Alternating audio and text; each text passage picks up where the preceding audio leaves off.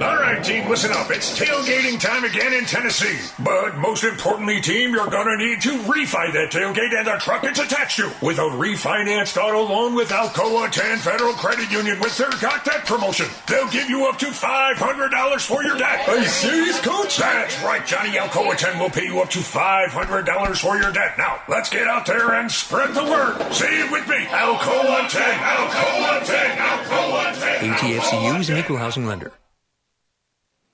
When I made the move to my own studio, I was worried about this. I was worried about that. I was worried about, hey, did I get this piece of equipment? Did I get that piece of equipment? Does that sound good? Does that not sound good? One thing I didn't have to worry about, that was office furniture, because Office Furniture Outfitters met my furniture needs. With a 50,000 square foot facility, they have East Tennessee's largest selection and are the best value for new and used office furniture. Located in Knoxville, it's easy to find everything you need for your new space, including desks, file cabinets, chairs, conference tables, and more. Office Furniture Outfitters is turnkey. They came to my place, we mapped everything out that was needed, they delivered, and get this, set everything up. To learn more about what Office Furniture Outfitters can do for you, log on to ofonox.com. That's ofonox.com. Deep down the middle's got his man, and he's gone. Jason Swain, touchdown. It's time for the Swain Event. Guess what time it is? My time. You can check your iPhone. Better say it's our time. With your host, Jason Swain. My man. Real sports talk for the real sports fan. All you chumps are gonna bow when I whoop him. It's time for the Swain Event, fueled by Dead End Barbecue. Give me 2 pounds and a Rick Flair. Yak, yak, yak, yak.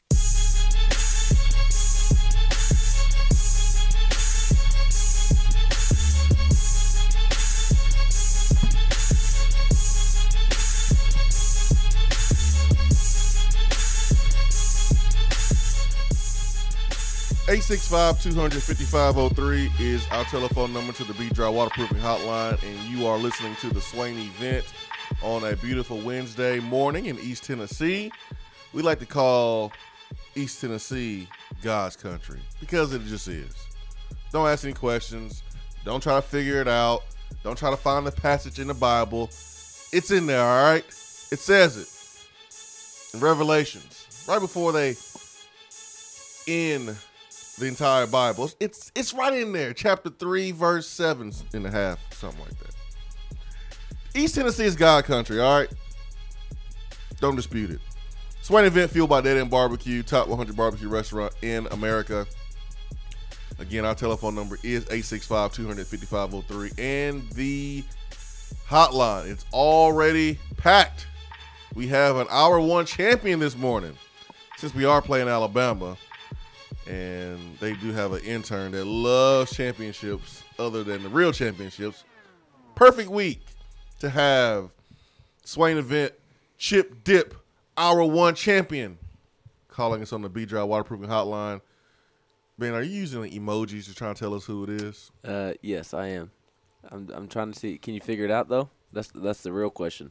What is this, a game show? What are you, like a young Bob Barker or something? Yes, I quite am. What you I prefer Drew Carey?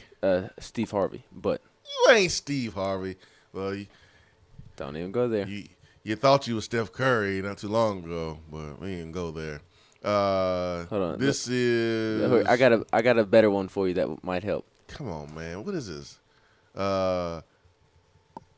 Okay, black headphones. Mm-hmm. And I sent you 2 CD discs. Ben, are you creating your own game show? Yes, I am. Something a DJ might use. This is our guy in Nashville. Kenny. This is Kenny. All right, got you. Kenny, good morning. What's up? What's up, Kenny? Kenny, do you spin CDs like? Because apparently that's what Ben thinks that you do when you DJ. You put a CD in the slot, right, and then you play that, and that's what you do. No, man, that's not what that's cheap. Kenny, do you say yeah, boy, like Flavor Flav?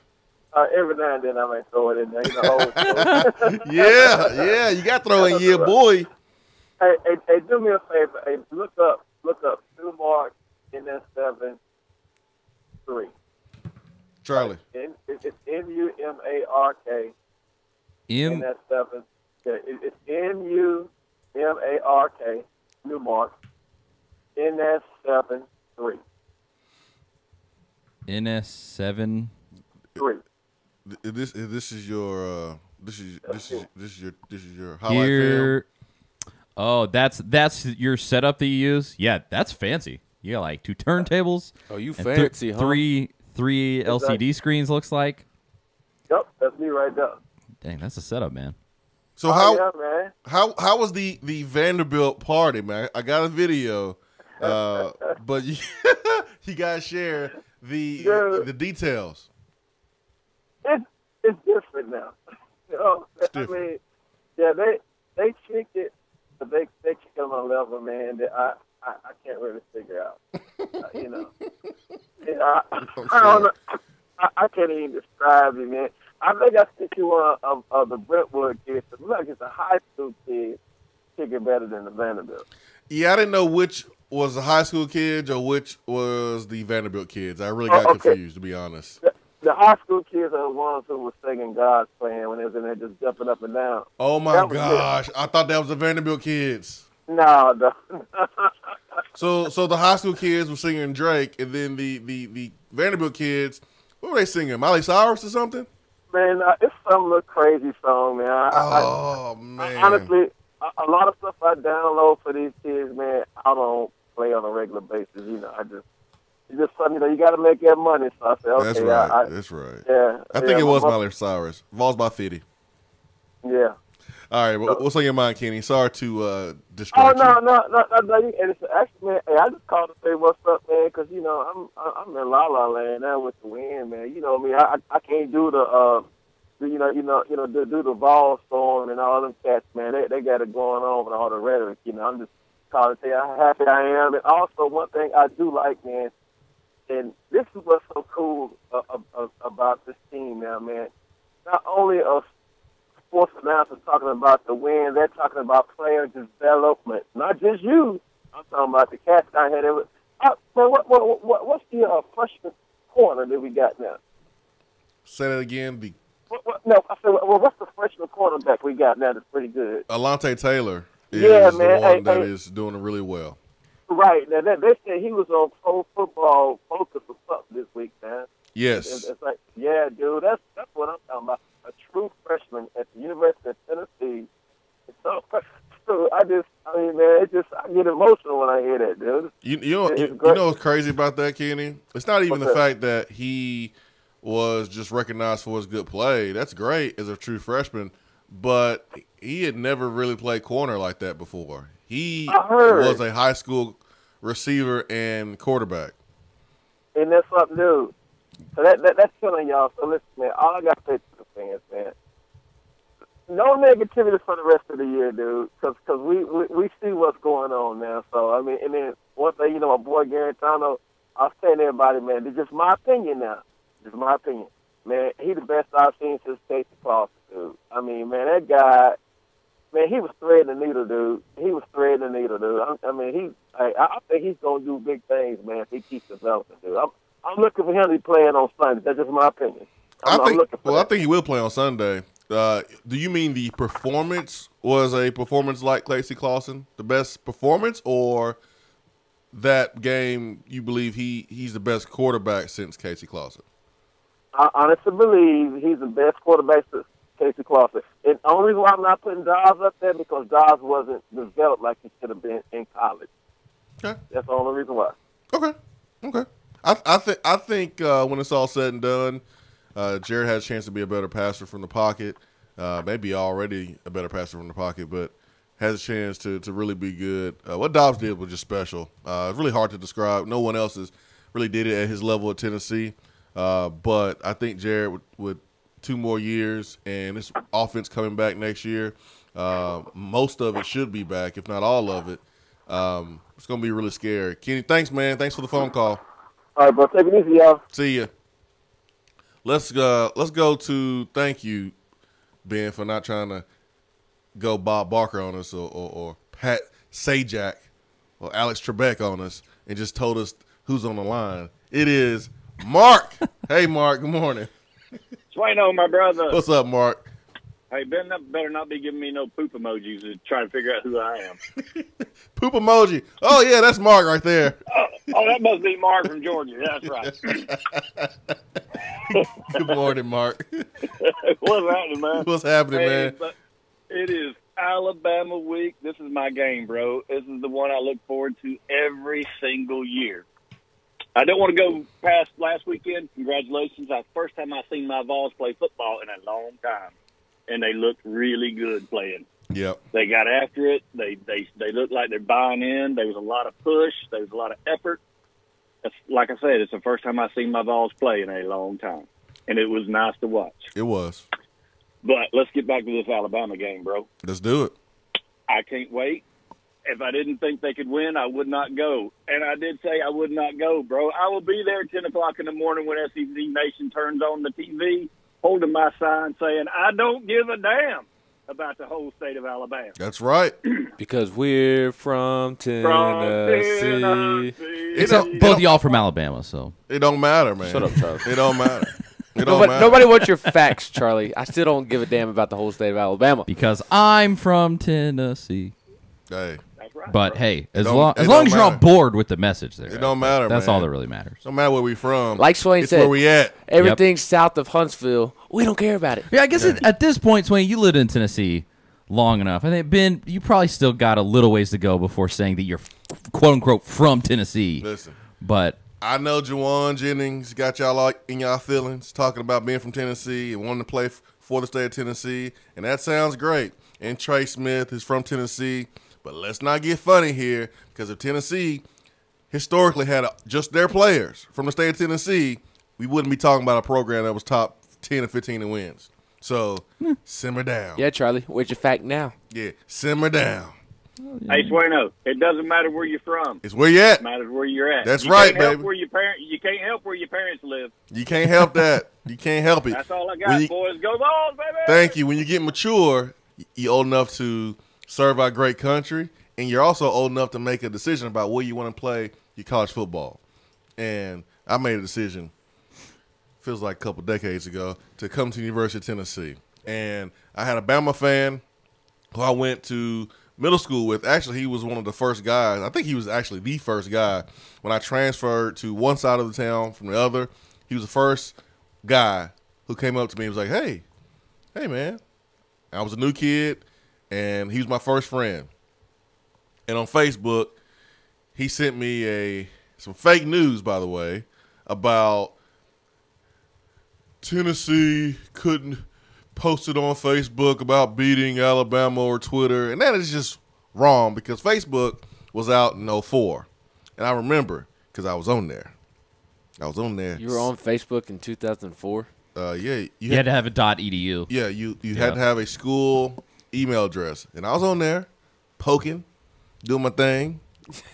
That was before the whole wave on Facebook. You were poking the softball players? They just had poke. I don't really know what the feature is all about. I don't know the point of it, but I know I was using it. I was poking folks, all right, on Facebook in 2004. And that was when Facebook was alive, and we beat Alabama in 2004, in 2006. And I think Twitter was born in 2006. 06 was when Twitter came around. But, yeah, Facebook was chugging. If you got on in 2004, you were there at the beginning. Yeah. My first post was, hey, we just beat Alabama. That was my first post. Charlie. I remember it. Where were you born, Charlie? Where was I born? Nashville, Tennessee. I was born in Knoxville, Tennessee. Ooh. At Fort Sanders Hospital. Ben's more of a VFL than you, Charlie. Maybe Charlie. That's what I heard. I think we've crossed this before. We have. I think we have. It was yeah, a funny yeah, conversation. That's what I heard. I heard that Ben is a bigger VFL. I think, Ben, you should wear Yeah, the lapel Charlie. pin. He definitely is. Yeah, give Ben the VFL lapel pin, and Yeah, you should wear the VFL lapel pin I'll sit over here. next and segment, because you more of a VFL than Charlie. Yeah, My argument would not hold up long, because all Charlie has to do is ask how long I've lived in Knoxville compared to him, and then it'll go back to It don't matter. Charlie. You started your life in Knoxville. I've only lived enough. here 26 years. Yeah, this is my third year. Hey, close. I have a Trump card. It's probably fake news if it is. No, it's not. The fact that you played football at Tennessee will forever trump even me living here for I have a 26 trump years. card. In 2004, I received a game ball against Alabama. Yeah, there you go. And we beat. Where is that game ball, Jason? We beat that blankety blank. That blankety blank blank Yeah. blank. I don't know where the game ball is. How do you not know where that is? I honestly think I remember you showing me. I have a picture. Or maybe that's what it was. I have a picture. That's all I have. I do not know where the game ball is. I've moved probably 4 or 5 times since 2004. I don't know where the game ball is. Maybe someone stole it. Maybe I took it home. Maybe someone stole it. I have no clue. I have no idea where the game ball is. Which means, hopefully, Max and Frage, maybe one day y'all clip me up with an old school game ball, a replica. Maybe. Take an old football, let's paint it, and it won't be the real thing, but no one else will know. I'll just lie. You played back when the football was almost like a rugby, didn't you? Oh, my gosh. 865-200-5503, B-Drive Waterproofing Hotline. Take our first break of the day. Swain Event, fueled by Dead End Barbecue.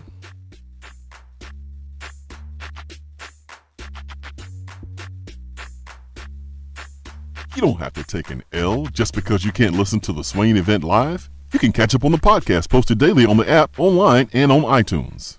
Backed by popular demand, shop tax-free at Better Mattress during the month of October. Save hundreds of dollars store-wide. Better Mattress will pay your sales tax on any purchase. My Better Mattress has me sleeping better than ever, and it's handcrafted in East Tennessee, so I know it is made to last by good people who care about the quality of their work. Better Mattress makes it so easy to choose a mattress, you can get started right now. Visit bedrmattress.com and click on Mattress Prescription. Answer a few questions, and they'll send you some options to start with. Plus, at Better Mattress, shoppers sleep worry-free. If you don't like it after 100 nights, they'll swap it out for you. And your Better Mattress will come with a 20-year warranty. Shop Better Mattress tax-free this month only. Good night just got better. Top 100 barbecue restaurant Dead End Barbecue has a new slew of daily specials. Enjoy a different special meal every day, like the Chipotle chicken salad, the chicken tender sandwich, or the kitchen sink burrito filled with brisket, pulled pork, and chicken, not to mention queso, jalapenos, and more. It's called the kitchen sink for a reason. Dead End isn't stopping at your plate, though. Be sure to check out their new summer drink offerings, including the Big Orange Crush, My Clementine, or the Tequila Squirt. There is always something new at Dead End Barbecue. Located off of Sutherland Avenue, Dead End Barbecue. The summer flavor search is over. Do you want a custom-themed tumbler or bottle to show off your team spirit every day of the week? Well, look no further than Game Time Sidekicks. Every design has you, the fan, in mind. Their tumblers and bottles are double-walled, vacuum-insulated stainless steel, and their quality is second to none in the market. From stainless steel sippy cups to tumblers and sports bottles, Game Time Sidekicks offers something for the fan of all ages to rep their team with. They have many different logo options, so fans will have something they are proud to carry around all the time. Use promo code SWAIN at checkout to get 20% off of your entire purchase at GameTimeSidekicks.com. They also offer $5 flat rate shipping. Be sure to check out the Game Time Workshop on the website and customize your tumbler to make it one of a kind with things like your nickname, number, or initials. Game Time Sidekicks. Show your colors and carry your team. You're driving home, flashing blue lights in your rearview mirror. You pull over, step out of your car, and the next thing you know, you're being arrested for driving under the influence. Now what do? We all should be responsible, but remember, just because you're arrested doesn't mean you're guilty. Call criminal defense and DUI attorney Marcos Garza at 865-540-8300. The investigative teams at the Garza Law Firm know the justice system inside and out. They utilize cutting-edge technologies and investigative methods to prepare your specific case. Before you plead guilty to any criminal charges, call criminal defense and DUI attorney Marcos Garza. Put his number in your phone right now, 865-540-8300, because you never know when you or a friend will need it. Don't say guilty. Say Garza. 865-540-8300. 865-540-8300 and GarzaLaw.com. You're listening to the Swain Event. And you know this, man.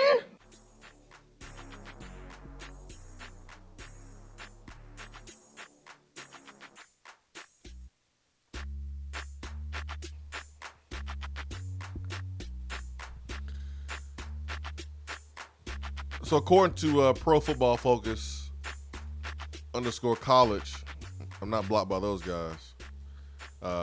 No cornerbacks have limited receivers in coverage from the Power 5 quite like these guys. Led by Michigan cornerback David Long. It's a list of the top 6 corners in the country, fewest yards allowed per covered snap in Power 5 football. Number 1 is a corner from Michigan. Number 2 is a corner from Iowa. There's one from Mississippi State at 3, TCU at 4, and Kentucky at 5, which all of Kentucky secondary, nothing but seniors. And then number 6 is Alante Taylor at .41, fewest yards allowed per covered snap.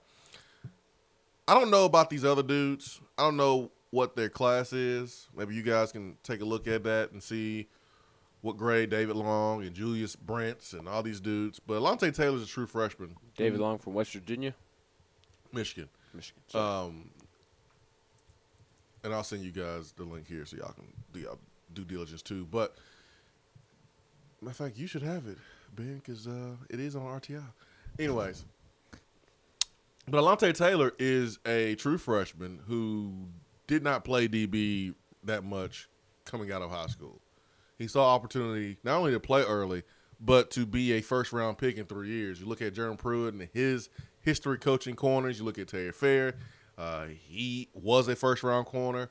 I think he's one of the greatest teachers in the conference at the cornerback position.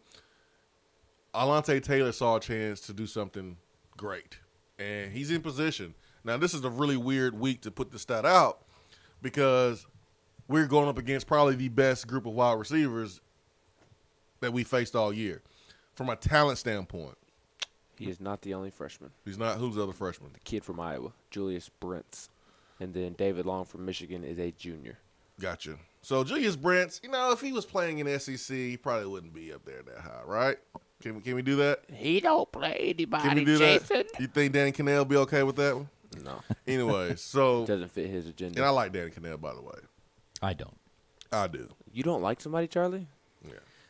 Cannell, I just wish Cannell would be genuine because I truly believe all the garbage that he gives the SEC is like a show. It's like he had a few cross opinions about the SEC and it got him a lot of exposure, and then he was like, well, if I say negative stuff about the SEC constantly, I'll get a lot of exposure. And so he just does that as a show, and it kind of annoys me. Yeah. That don't mean it takes a lot for me to dislike a person. So I don't agree with him. I don't like his style, but he hasn't given me a reason to dislike him as a person. So I mean, if I met him in person, I wouldn't have any beef with him. It's truly just who he is, in a media sense. Gotcha. But maybe if this Julius Brents guy who's a freshman, if he was in SEC, he would not be number 2. But that's just me showing my bias. I'm honestly, I'm willing to bet everything I own that he has not gone up against West Virginia's receivers, Florida's receivers, Georgia's receivers. Auburn don't have anybody. But that's 3 teams right there with NFL receivers, and Van Jefferson and everybody West Virginia has. So I think you're right. Yeah. Well, that was an unbiased statement then. How about that? But Alante Taylor, man, played receiver and quarterback in high school. If you are recruiting cornerbacks for Tennessee, this is a stat here that should help you recruit some of the best corners in the country. We can take a dude who's never played the position and turn him into one of the best corners in the country, not just in the league, but in the country as a true freshman. Come on to Tennessee. Come get coached. Kenny said it earlier about the development. That's what we're seeing from the staff. They are developing players. So much that Kenny went out on a limb to say JG was the best quarterback since Casey Clausen. I don't necessarily agree with that right now because of what Josh Dobbs did here, but it's good to see Kenny excited about the development. I'm cool with that. Speaking of developments, so Bama football players are giving Butch Jones, the former coach at Tennessee, a hard time, who is currently an intern at Alabama. The players there at Alabama, they're giving Butch Jones a hard time because he never beat them. He never was able to smoke a cigar. I don't think he ever brought his cigars to the Alabama game because I don't think he ever believed that he would win. But the Alabama Alabama players were kind of giving him some crap that he's never smoked a cigar during Bama week. And they want him to be able to smoke a cigar. I think this is weird because this implies that the players actually like Butch. It implies that Butch is actually going to make a difference in this game. He's not. That's also true. Do you, if you're on the staff, is there like a cigar hierarchy in terms of like you actually contributed, so you get to smoke a cigar? I mean, I was watching Ben's twin brother yesterday, Steph Curry, the Warriors, and Thunder. Balling. They opened up the NBA season and they did the ring ceremony. And so, of course, all the players got their rings, the coaches, the owners got their rings. But they brought out an equipment manager that's been with the organization since he was 6 years old, 30-something years, and he handles everything for the team. They brought him out, and they presented him with his ring, too. They going to do that with Butch? They gonna let him smoke a cigar when he's not going to do anything during the game? He's not going to contribute any way possible. Didn't recruit any of these guys. Didn't do anything really. They'll let him smoke. I mean, is he technically a contributor for, in some sense, keeping Nick Saban alive by going and like getting his coffee, retrieving his little Debbie cakes? Butch Jones is actually grabbing his lunch. There's a video yesterday on Twitter of him being heckled by fans, and he was jotting down notes. What he was actually doing is going around and asking each player what type of cigar they preferred, and yes. then his task this week is to go out and obtain those cigars. But I wouldn't have everybody associated with Alabama. If they win, they smoke. Everybody associated with Tennessee in any form or fashion, they smoke. What are you laughing at? I like to imagine he takes the orders for the cigars, and Saban is like, "I want a Cuban."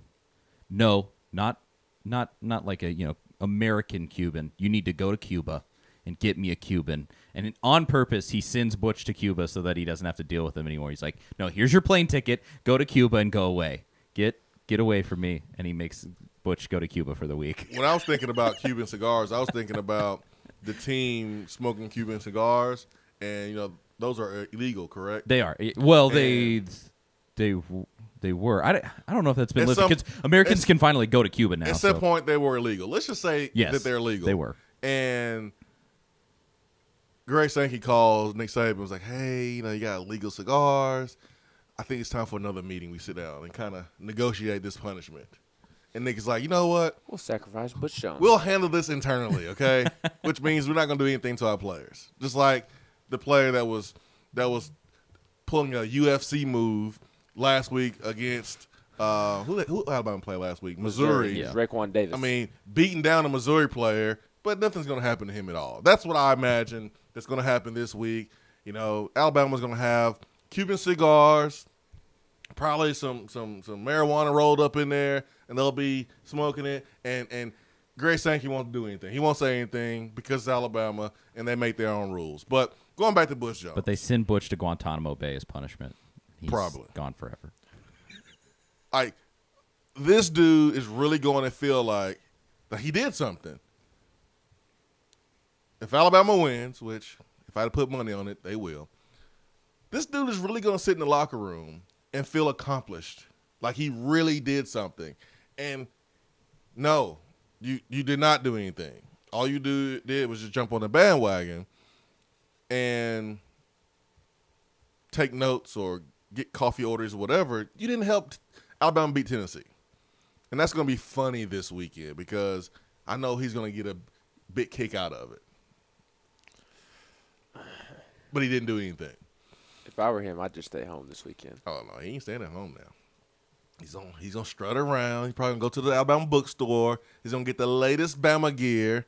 He's going to be in the hotel room at the Hilton at the airport. I think that's right. I hope he's not staying at the That's where the visiting team usually stays, at the hotel by the airport. The night before the game, he's going to lay out his Alabama gear, tags, fresh on there, the gear that he bought from the bookstore. He's going to lay it out. You know how you did like the first day of school growing up. Mm-hmm. That night before, you laid it out. You ironed your shirt, your pants, you starched them, you picked out your socks. You even ironed your underwear. You are ready to go for the first day of class, first day of school. Got it all laid out on your bed. Woo, you ready to go. That's going to be Butch on Friday night. Laid out all his Bama gear that he bought from the bookstore. I hope he leaves a tag on. His shoes. He's walking around with his tag flapping in the wind. His shoes. Baby shoes. He's going to have the risers in the shoes. Make sure that he's 6 foot. You know he's going to the barber this week to talk shop with Saban. That's right. Get that flat top trimmed up. You're going to take out those size 7.5 shoes from the Nike shoe box. You're ready to go, man. It's going to be ready to go. It's going to be fun. Just got an image of talking about Butch with his baby shoes, which first of all, there's a picture of him in the Alabama bookstore. Someone photoshopped it, and they made his shoes a little tiny, and it makes me laugh every single time. You say that he goes to the barber, and I just imagine him. You know when you were like a little kid and you could go to the barber, and at those places they would have like a rocket ship or something that you could sit in and they would cut you, because you're a little kid. I just imagine Butch going and he sits in the little rocket ship and like, can I get a buzz cut? No.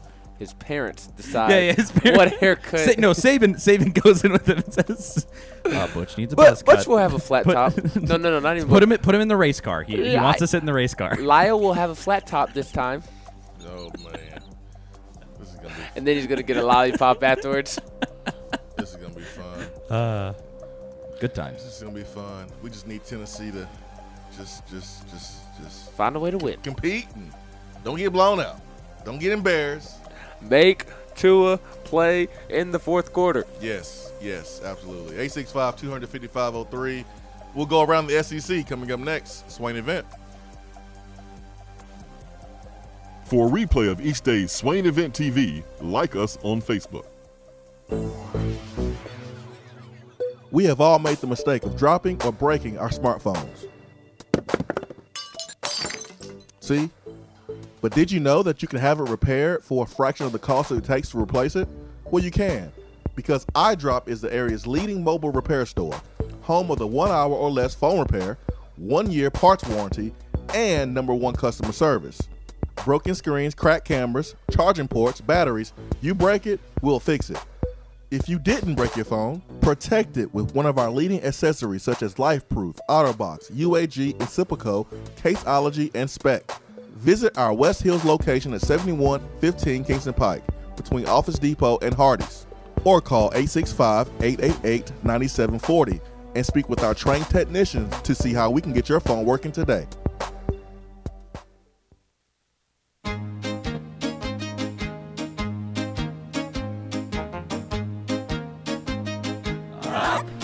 Your car insurance. Nobody likes surprises, so switch to Erie Rate Lock. Get a great rate that stays that way even after an accident, ticket, or inflation. In fact, it's locked until you change a car, driver, or your address. Your Erie agent in Knoxville is InsureFit RM. Get a quote at 865-684-4900. That's 865-684-4900. Erie Rate Lock does not guarantee continued insurance coverage and is not available in all states. JC's Tree and Landscaping Service specializes in quality tree work done at an affordable price. Trimming and removing trees are their specialty. They also offer other services like land clearing, stump grinding, crane services, and all of your basic landscaping needs for both commercial and residential. JC's will give you a free estimate and beat any written quote by a competitor to guarantee that you get the lowest price around. Don't risk your land with a fly-by-night service. JC's Tree and Landscaping is licensed and insured. Give them a call at 865-599-3799. Beatty Chevrolet is celebrating 85 years of low prices. And during Truck Month, choose from over 400 trucks and SUVs, all deeply discounted. Like a new Silverado, now 25% off. A new Equinox, now 20% off. And a certified pre-owned 15 Equinox or Terrain, now $16,995. Plus, buy with confidence with the Beatty warranty for life. Big selection and even bigger savings. That's why it's better at Beatty Chevrolet. Stock number 232, savings off NSRP, include all dealer savings and manufacturer incentives with approved credit list finance through GMF. Offer expires 8/31/18. Big Orange football is better alongside another Tennessee tradition, Mrs. Grissom's salad. Mrs. Grissom's ready-made snacks and meals are perfect for game day. Crowd favorites like the select pimento cheese and cranberry pecan chicken salad are delicious and easy to grab and go right from the grocery store. Going to the game? Visit Mrs. Grissom's in Vol Village for the must-have panini grilled pimento cheese hot dog. Man, select the best. Select Tennessee's own Mrs. Grissom's. I'm Vince Moore, wide receiver, VFL 1991, and you're listening to the Swain Event.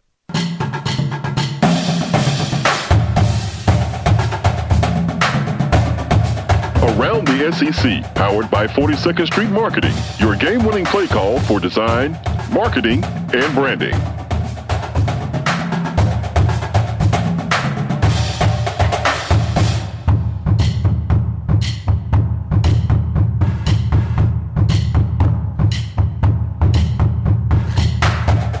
Around the SEC is brought to you by 42nd Street Design. That is 42sd.com.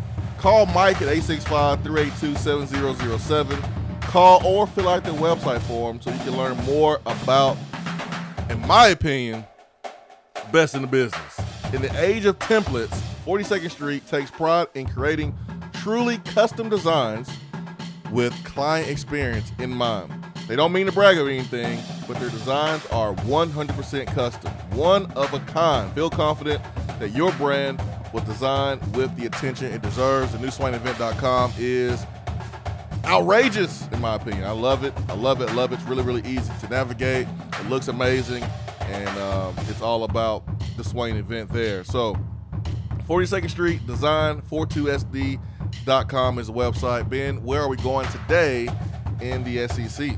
Columbia, South Carolina, where South Carolina is on a bye week as they prepare for its game with the mighty Tennessee Volunteers next Saturday night at 7:30 p.m. Eastern. But they suffered a loss this week because redshirt sophomore defensive back Corey Banks is no longer with the team and is seeking a transfer. Banks spent time as both a receiver and defensive back during his stay with the Gamecocks. He was a 3-star prospect coming out of Georgia. He played receiver as a freshman, and then this summer he switched to the secondary and was planning on taking a red shirt. But he said, forget y'all, I'm not taking a red shirt, I'm leaving. And then the other big news in the SEC, which I'm excited about, Andy Kennedy is joining the SEC Network this season as a basketball analyst. He will serve the network as a college basketball analyst for the 2018-19 season. The SEC announced Tuesday. In March, the former Ole Miss head coach was featured as part of the SEC Network studio coverage of the league's men's basketball tournament. Obviously, he coached at Ole Miss from 2006 to 2018, finishing his tenure as the winningest coach in program history. I'm excited about that because I really enjoyed listening to Andy Kennedy last year when he was giving his analyst during the tournament. He did a good job. He's pretty repulsive as a coach. I've never really liked him too much. I've heard off the court stories. Do you like anybody, Charles? Well, hold on. I've heard off the court stories that suggest that he's not a very good person. But there's that. But I will say I actually agree when he has done some analyst work. I actually did like what he had to say. So hey, that's good for him. Charlie, I want you to sit down today after the show, and all day long, I want you to think about people you like on this planet and make a list. I bet you can't get to 50. I like a lot of people as people, but in their actual jobs that they do, fire everybody. There aren't a ton, at least in sports media, there aren't a ton of people. And I'm like, man, I just love what that guy does. You gotta, I definitely have a high standard for who I listen to, who I want to listen to all the time. I mean, he didn't do a bad job at Ole Miss. He was there for no, definitely 12, not 13 years, and winningest coach in Ole Miss history. Yeah, so it just they just need to go in a different direction, and I think he has a chance to be like a Jeff Van Gundy. Jeff Van Gundy never got back into coaching because he was just so good at being an analyst. Mark Jackson, and I think Andy Kennedy has that opportunity because he has a personality.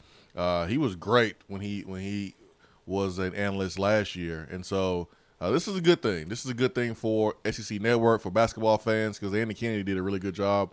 And he has a chance to be the college basketball version of Jeff Van Gundy. And he does. And go ahead, Charlie. Well, I'm going to change the subject a little bit. Well, before you change the subject. Go ahead and finish what I you was were just going to say. I didn't know this until yesterday. Stan Van Gundy, Jeff's brother, is now doing NBA games, and I pray and I hope. I like Mark Jackson, but I hope they put Jeff and Stan together because I think it would be just phenomenal television with them going back and forth and arguing because Jeff is very opinionated and will kind of go at Mark Jackson, and Mark Jackson, sometimes he'll go back at him, but a lot of the times Mark Jackson just kind of lays low and just lets Jeff rant about things. Jeff and Stan would go back at it all day long. Yeah, So I want to see Stan Van Gundy on TNT so that way him and Shaq have to work together because Shaq has thrown some haymakers at Stan Van Gundy over the years. All right, Charlie. I was just going to say about Andy Kennedy's replacement, Kermit Davis. I thought that was really the hire of the offseason SEC basketball. Kermit Davis, of course, from MTSU. He made MTSU really a powerhouse out of who else is new? Tom Crean at Georgia. Yeah. Everybody else much stayed the same. Crean is good, but I really think Kermit Davis, obviously it's hard to win at Ole Miss because it's Ole Miss, but I think he's one of the best coaches in college basketball. It's a great hire. I never thought I'd see Kermit Davis leave MTSU, frankly, because he's a little bit older, but it scares me a little bit having him there because he's an awesome basketball Tom coach. Crean's a good coach. It's hard to coach at Indiana. It's kind of like being a coach at Texas. Charlie Strong's a good coach. Mm-hmm. It didn't work out. Indiana's just a tough place to coach, and it didn't work out for Tom Crean, but that's a good pickup for Georgia. And the league definitely is better with the addition of Kermit Davis and Tom Crean. So it's going to be fun this year in the SEC. I don't know how we got the basketball, but anyways, 865-250-5503, B-Dry Waterproofing Hotline. Good stuff there from being around the SEC. Well, that's how we got the basketball because you brought that up. Bo in the text box says, what should Coach Pruitt message to the team be this week? Gotta believe. Go Vols. I think the message is the exact same message that it was last week. You saw Tennessee football put out that video where Pruitt's talking right before the game, and he's talking about having the most energy on the football field, doing your job, executing, playing hard. That's I think the same game plan. In the locker room, I was asked what the game plan should be. I said scribble out Auburn's name from last week, put Alabama, and roll that bad boy out. Do everything that you tried to do against Auburn. Do the same thing. If Alabama stops it, adjust, do something else. But I think that's the game plan. Throwing back shoulder passes, corner blitzes when you can. Make sure Tua has not made adjustments and won't hit you for a deep pass. But I think the game plan should be the same. I love the double wing formation to help with the running game. I love getting Jawan Jennings involved. I think you should get him involved early, get him juiced up, get the wide receiver room juiced up a little bit. And I think you do that with getting number 15 the ball early because he is the emotional leader. But that's what you have to do. I think Tennessee's going to come out, and they're going to swing. And that's really all we can ask for when you look at Alabama's football team. And Nick Saban's been there since 2008. Recruiting at a high level, developing at a high level, and Pruitt's here in year number 1. I mean, expectations are not all that high, to be honest, for Tennessee to win. But I will take an upset. I think if that would happen, it would be the biggest upset in Tennessee football history, and I would put it even over the Sugar Bowl when Tennessee beat the Miami Hurricanes, the Sugar Vols. I would put it over that. No doubt about it. I think as far as the message to the team in the locker room and kind of leading up to the game this week throughout practice is the same thing that Coach Fulmer is kind of known for saying in that 2001 Florida game of him giving – there's the video of him giving the pregame speech. I want to say that was 2001, 2002. He said it there, and then he also went on Feinbaum Monday and Feinbaum was asking him about the game this weekend, and Coach Fulmer said they put their pants on the same way we put our pants on. They play 11 guys just like we play 11 guys. You just kind of have to. That's not true. They just go out and play way better football in those pants. That's not true. They don't put their pants the same way we put ours on. They have intern Lyle to help them. Yeah, Butch holds out the pants and they hop into them. See, Butch actually helps put the cup in on some of the players. Yeah, yeah. We don't have that. We don't have someone helping us put our pants on like Bama players. So that is not true, Coach Former. Stop spreading fake news. All right, we got Attaboy coming up next here at the Swain Event. 865-200-5503. So I got a tweet of literally some Alabama baby shoes, some infant shoes. And someone said that these y'all seen intern Butch Jones' new kicks? And they are basically Bama baby shoes. Yeah, literal baby shits. Comes with a pacifier and all. Oh, man. Dude. What a week. 865-200-5503. Attaboy coming up next.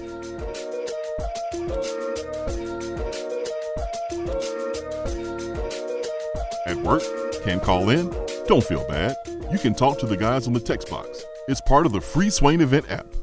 Today looks to be mostly cloudy with a high of 66, clear tonight with a low of 41, sunny tomorrow with a high near 63 and a low around 42, a 20% chance of rain moves in on Friday, partly sunny with a high in the mid-60s. Weather on the Swain Event is brought to you by B-Dry. If your basement is wet or cracked, B-Dry can help. BDry.com. Gentlemen, when it comes to taking care of your health, sometimes the first step is the hardest. Low T Center is making it easier to take that first step. It all starts with knowing the numbers that are essential to a man.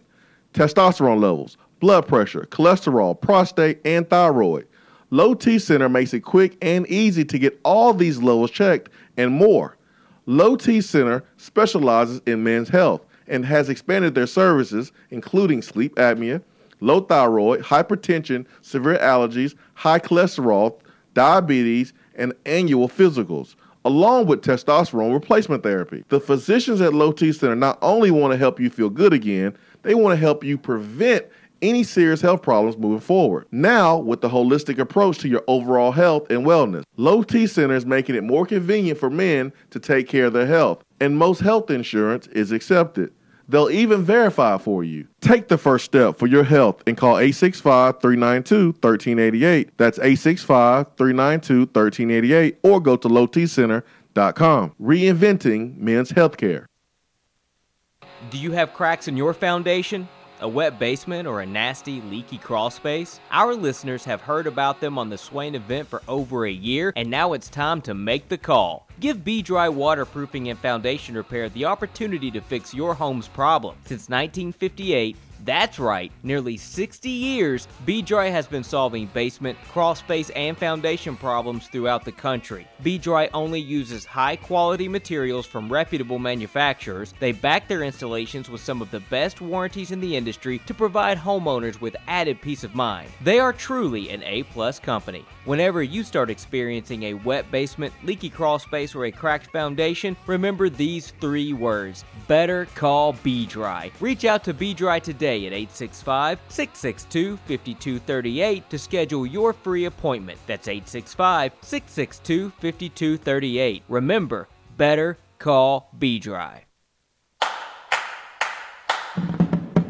It's almost football time in Tennessee, which means it's time to get geared up at Alumni Hall. Find the best selection of Nike, Nike Golf, Tommy Bahama, and all those retro logos you love. Don't forget about your game day crew. Plenty of selection for the ladies, the little balls, and to upgrade their tailgate. Shop now at one of their 6 convenient locations in Tennessee or 24/7 at alumnihall.com.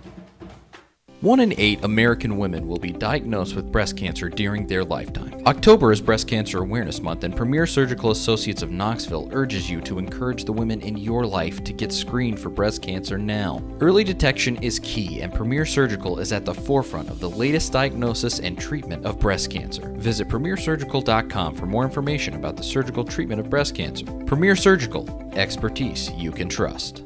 I just wanted to come by and congratulate you on the great work you've been doing. I like your style. You remind me of a young me. Failure is not an option. That boy is good. Don't remind yourself, nobody built like you. You design yourself. Attaboy.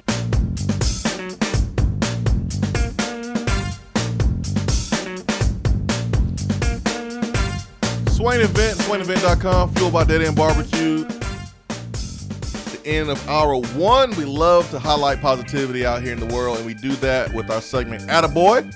Does not exclude the females. So if we have a female doing great work, we always say Attagirl. But a nice little fist bump. Yes, the segment is called Attaboy because you remember growing up and playing little league football, and you make a play, and your coach will come over there and slap you on the butt and say Attaboy. That's what this segment is all about. And I noticed that Jawan Jennings on his midfield hug with Coach Former slapped Jawan on the backside there. Got it. Gave him a little attaboy. I saw that. Yep. Coach Former misses coaches, man. He misses coaches. I think that's just a sign he's been listening to the show. I'm gonna give Jawan an attaboy here. Smack him right on the backside. Said brought to you by Swain Event. And Premier Surgical. As he walked away. And Premier Surgical. And the Attaboy segment is brought to you by Premier Surgical. 1 in 8 American women will be diagnosed with breast cancer during their lifetime. October is Breast Cancer Awareness Month. And Premier Surgical Associates of Knoxville urges you to encourage all of the women in your life to get screened for breast cancer right now because early detection is key. Visit PremierSurgical.com for more information. That's Premier Surgical expertise you can trust. And I have an attaboy for a player on Tennessee's tennis team, Timo Stoddard. Huh? The Tennessee, hey, I've told you I'm trying to give recognition to all these ancillary sports. But we won last week. What do you want me to do? Just continuously give attaboys to guys on the football team? Yeah. I mean, attaboy to Alante Taylor. Attaboy. I believe there's an award that you could give an attaboy to Jarrett Garantano for winning after the show yesterday. He was named to the Maxwell Award National Player of the Week. That's Charlie, great. Do your thing, Charlie. We're just messing with you. I already gave an attaboy to Jarrett Garantano, though. I'm not trying to repeat myself. One Tennessee. See, just trying to. Present attaboy every night. Hey, 5-1, baby. One Tennessee. But just trying to get these ancillary sports recognized that aren't football or basketball. Timo Stoddard plays tennis at the University of Tennessee. And on Monday, he won the 2018 ITA Ohio Valley Regional. He is from Berlin, Germany, and he topped MTSU's Gonzalo Morel 6-1, 6-3 in the final of the tournament. He went 7-0 in the tournament, and it was a event that consisted of 128 different players. He just went out there and won the dang thing. He's only the second Vol to ever win that tournament that they participate in annually. The last time it was won was by Hunter Reese in 2013. So it's been 5 years since the Vols have been back on top of the Ohio Valley Regional. So shout out to Timo Stoddard, doing great things for the tennis team at UT. My attaboy goes to Christian Abercrombie because he is going to be transferred to a rehab center and discharged from Vanderbilt University Medical Center. Actually, this took place yesterday. No, today. Sorry, today's Wednesday. He will be transferred and discharged today, and then he will be transferred to Atlanta for rehab. The sophomore linebacker from Atlanta suffered a head injury in a game against Vanderbilt on September the 29th, and he underwent emergency surgery shortly after arriving at the hospital. The Shepherd Center in Atlanta specializes in brain injury rehab. And the mother, Stacy, says, "We thank everyone for their love, support, and prayers. Keep praying." So, attaboy to Christian Abercrombie for his toughness, his belief, staying strong, and everyone supporting him. I know Derek Mason went over there to visit him, so really good gesture by Derek Mason. Football is a dangerous sport. It really is, and if you believe in the power of prayer and you believe in a higher power, I know that we are very, very happy and fortunate for the recovery to this point of Mr. Abercrombie. So he gets the attaboy for today from me. I'll give one real quick to Chandler Parsons of the Memphis Grizzlies. It has nothing to do with on the basketball court. And if you say, oh, my gosh, for this deed, then you need to reevaluate yourself, Jason. Let's hear it. The Grizzlies' home opener is on Friday night, and Chandler Parsons bought 1,000 tickets, and he will be handing them out to fans after practice on Thursday in the grand lobby of the FedEx Forum. So I thought that was a cool deal. That is a good He did one. not have to go out and buy 1,000 That's a good tickets one. to give out to fans. That's a good one. That's a good one. Unlike this emoji you sent us to let us know who the next phone call is. Do you know who I'm referring to? We're about to go on a plane ride. Yes, Turkey Man. With Steve from East Tennessee. Turkey Man, good morning. Good morning, individuals. Good morning, individual. Hey, I'll need some help this morning. I'm not Needland Mafia, but I was thinking about, we got a lot of people that come to the great state of Tennessee this time of year to go to the mountains and look at all the trees turning colors and everything we have to offer in this park. And you always got somebody that's been there one time or another that will be the tour guide of everything that's going on. But, the thing about it, I've heard Coach Fulmer or A.D. Fulmer, he said, I know where the bones are buried. Well, see, Lyle knows where the bricks are buried.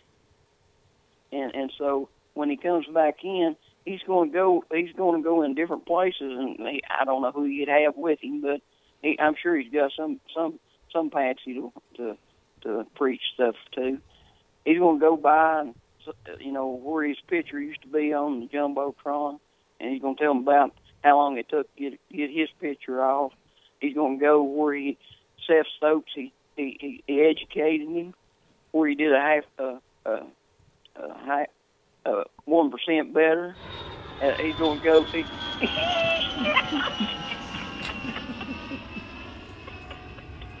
Landed it yet. You are clear for landing. Well, and then he's going to go to the mountains and show where Nike went up there and got that picture for the helmets. You just think about all the stuff that idiot did. I mean, this is where I hid the national championship trophy. I mean, it goes on and on. It was remarkable. A plane ride.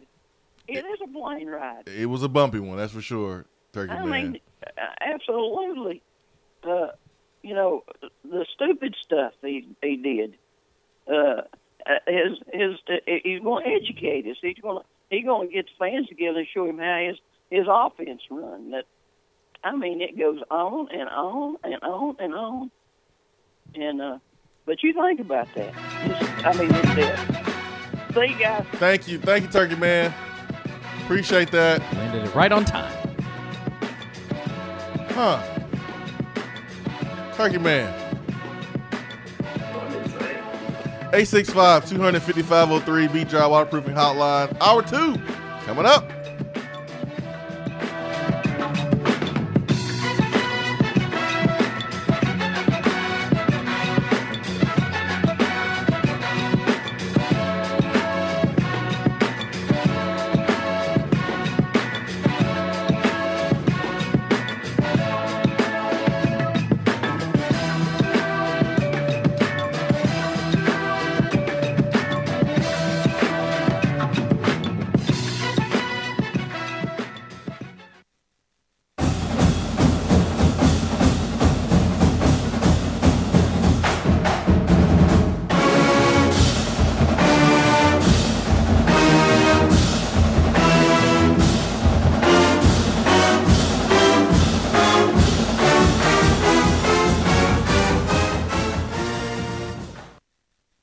If you love the Swain Event and you want more of the show every day, you can now get it with Swain Event Plus. Swain Event Plus features exclusive, in-depth interviews with former Vols. She saved my life.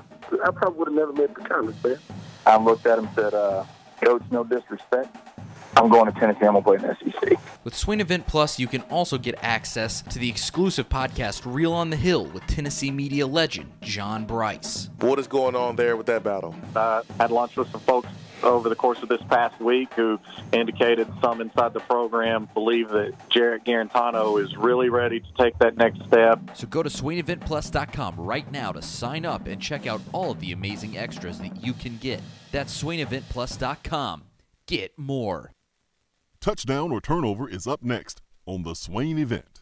Backed by popular demand, shop tax-free at Better Mattress during the month of October. Save hundreds of dollars store-wide. Better Mattress will pay your sales tax on any purchase. My Better Mattress has me sleeping better than ever, and it's handcrafted in East Tennessee, so I know it is made to last by good people who care about the quality of their work. Better Mattress makes it so easy to choose a mattress, you can get started right now. Visit bedrmattress.com and click on Mattress Prescription. Answer a few questions, and they'll send you some options to start with. Plus, at Better Mattress, shoppers sleep worry-free. If you don't like it after 100 nights, they'll swap it out for you. And your Better Mattress will come with a 20-year warranty. Shop Better Mattress tax-free this month only. Good night just got better. When I made the move to my own studio, I was worried about this. I was worried about that. I was worried about, hey, did I get this piece of equipment? Did I get that piece of equipment? Does that sound good? Does that not sound good? One thing I didn't have to worry about, that was office furniture, because Office Furniture Outfitters met my furniture needs. With a 50,000 square foot facility, they have East Tennessee's largest selection and are the best value for new and used office furniture. Located in Knoxville, it's easy to find everything you need for your new space, including desks, file cabinets, chairs, conference tables, and more. Office Furniture Outfitters is turnkey. They came to my place, we mapped everything out that was needed, they delivered, and get this, set everything up. To learn more about what Office Furniture Outfitters can do for you, log on to ofonox.com. That's ofonox.com. All right, team, listen up. It's tailgating time again in Tennessee. But most importantly, team, you're going to need to refi that tailgate and the truck it's attached to with a refinanced auto loan with Alcoa 10 Federal Credit Union with their Got That promotion. They'll give you up to $500 for your debt. Are you serious, Coach? That's right, Johnny. Alcoa 10 will pay you up to $500 for your debt. Now, let's get out there and spread the word. Say it with me. Alcoa 10, Alcoa 10, Alcoa 10. ATFCU is an equal housing lender.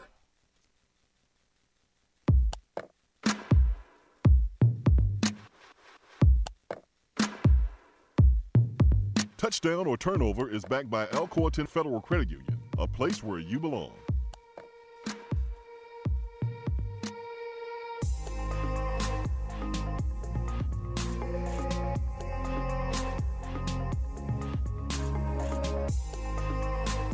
$865-250-503. Touchdown turnover backed by Alcoa 10 Federal Credit Union, a place where you belong. Better rates and better service. I'm going to make this somewhat Tennessee football thing. This will be about Nathan Peterman, though. The Buffalo Bills are taking on the Indianapolis Colts this weekend. Buffalo Bills 2-4, Colts 1-5. Josh Allen is out, and he's expected to miss 2 to 3 games for his sprained elbow. Nathan Peterman was a second-round pick last year? A third-round pick? Fifth-round? Something like that. Too high, that's for sure.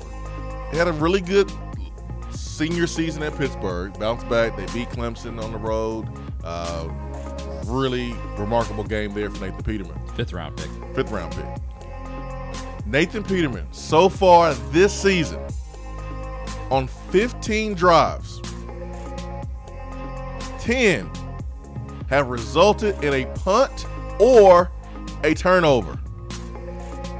He has an interception rate of 11.4%, which ranks the highest by any player since 1975, according to NFL research. Touchdown or turnover. Backup. Derek Anderson will start over Nathan Peterman. There's been some talk about the locker room being divided if they start Nathan Peterman. It's that bad for Peter Man. It's that bad. I hate this because he's a phenomenal young man. He is a great teammate, but he is struggling right now.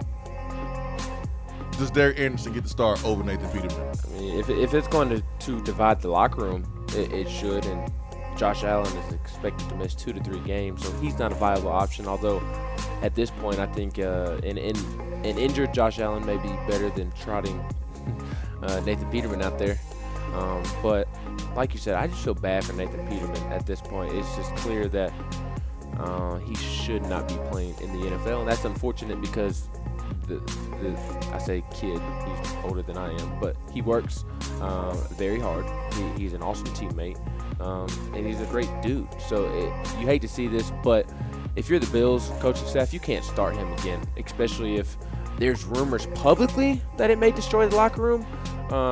You can't start him. You have to start Derek Anderson. So I go touchdown. You got to start him. 35 for 79, 44%, 3 touchdowns, and 9 interceptions so far in his NFL career for Nathan Peterman.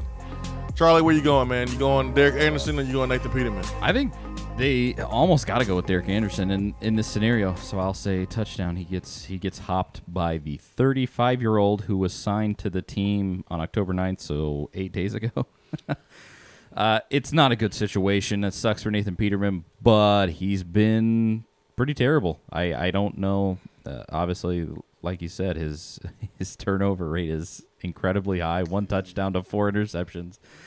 It's bad, and so I think you got to give somebody else a chance here. I think it will be Derek Anderson, and that is sad for old Petey, but not surprising at the same time. I think it just really is what it is.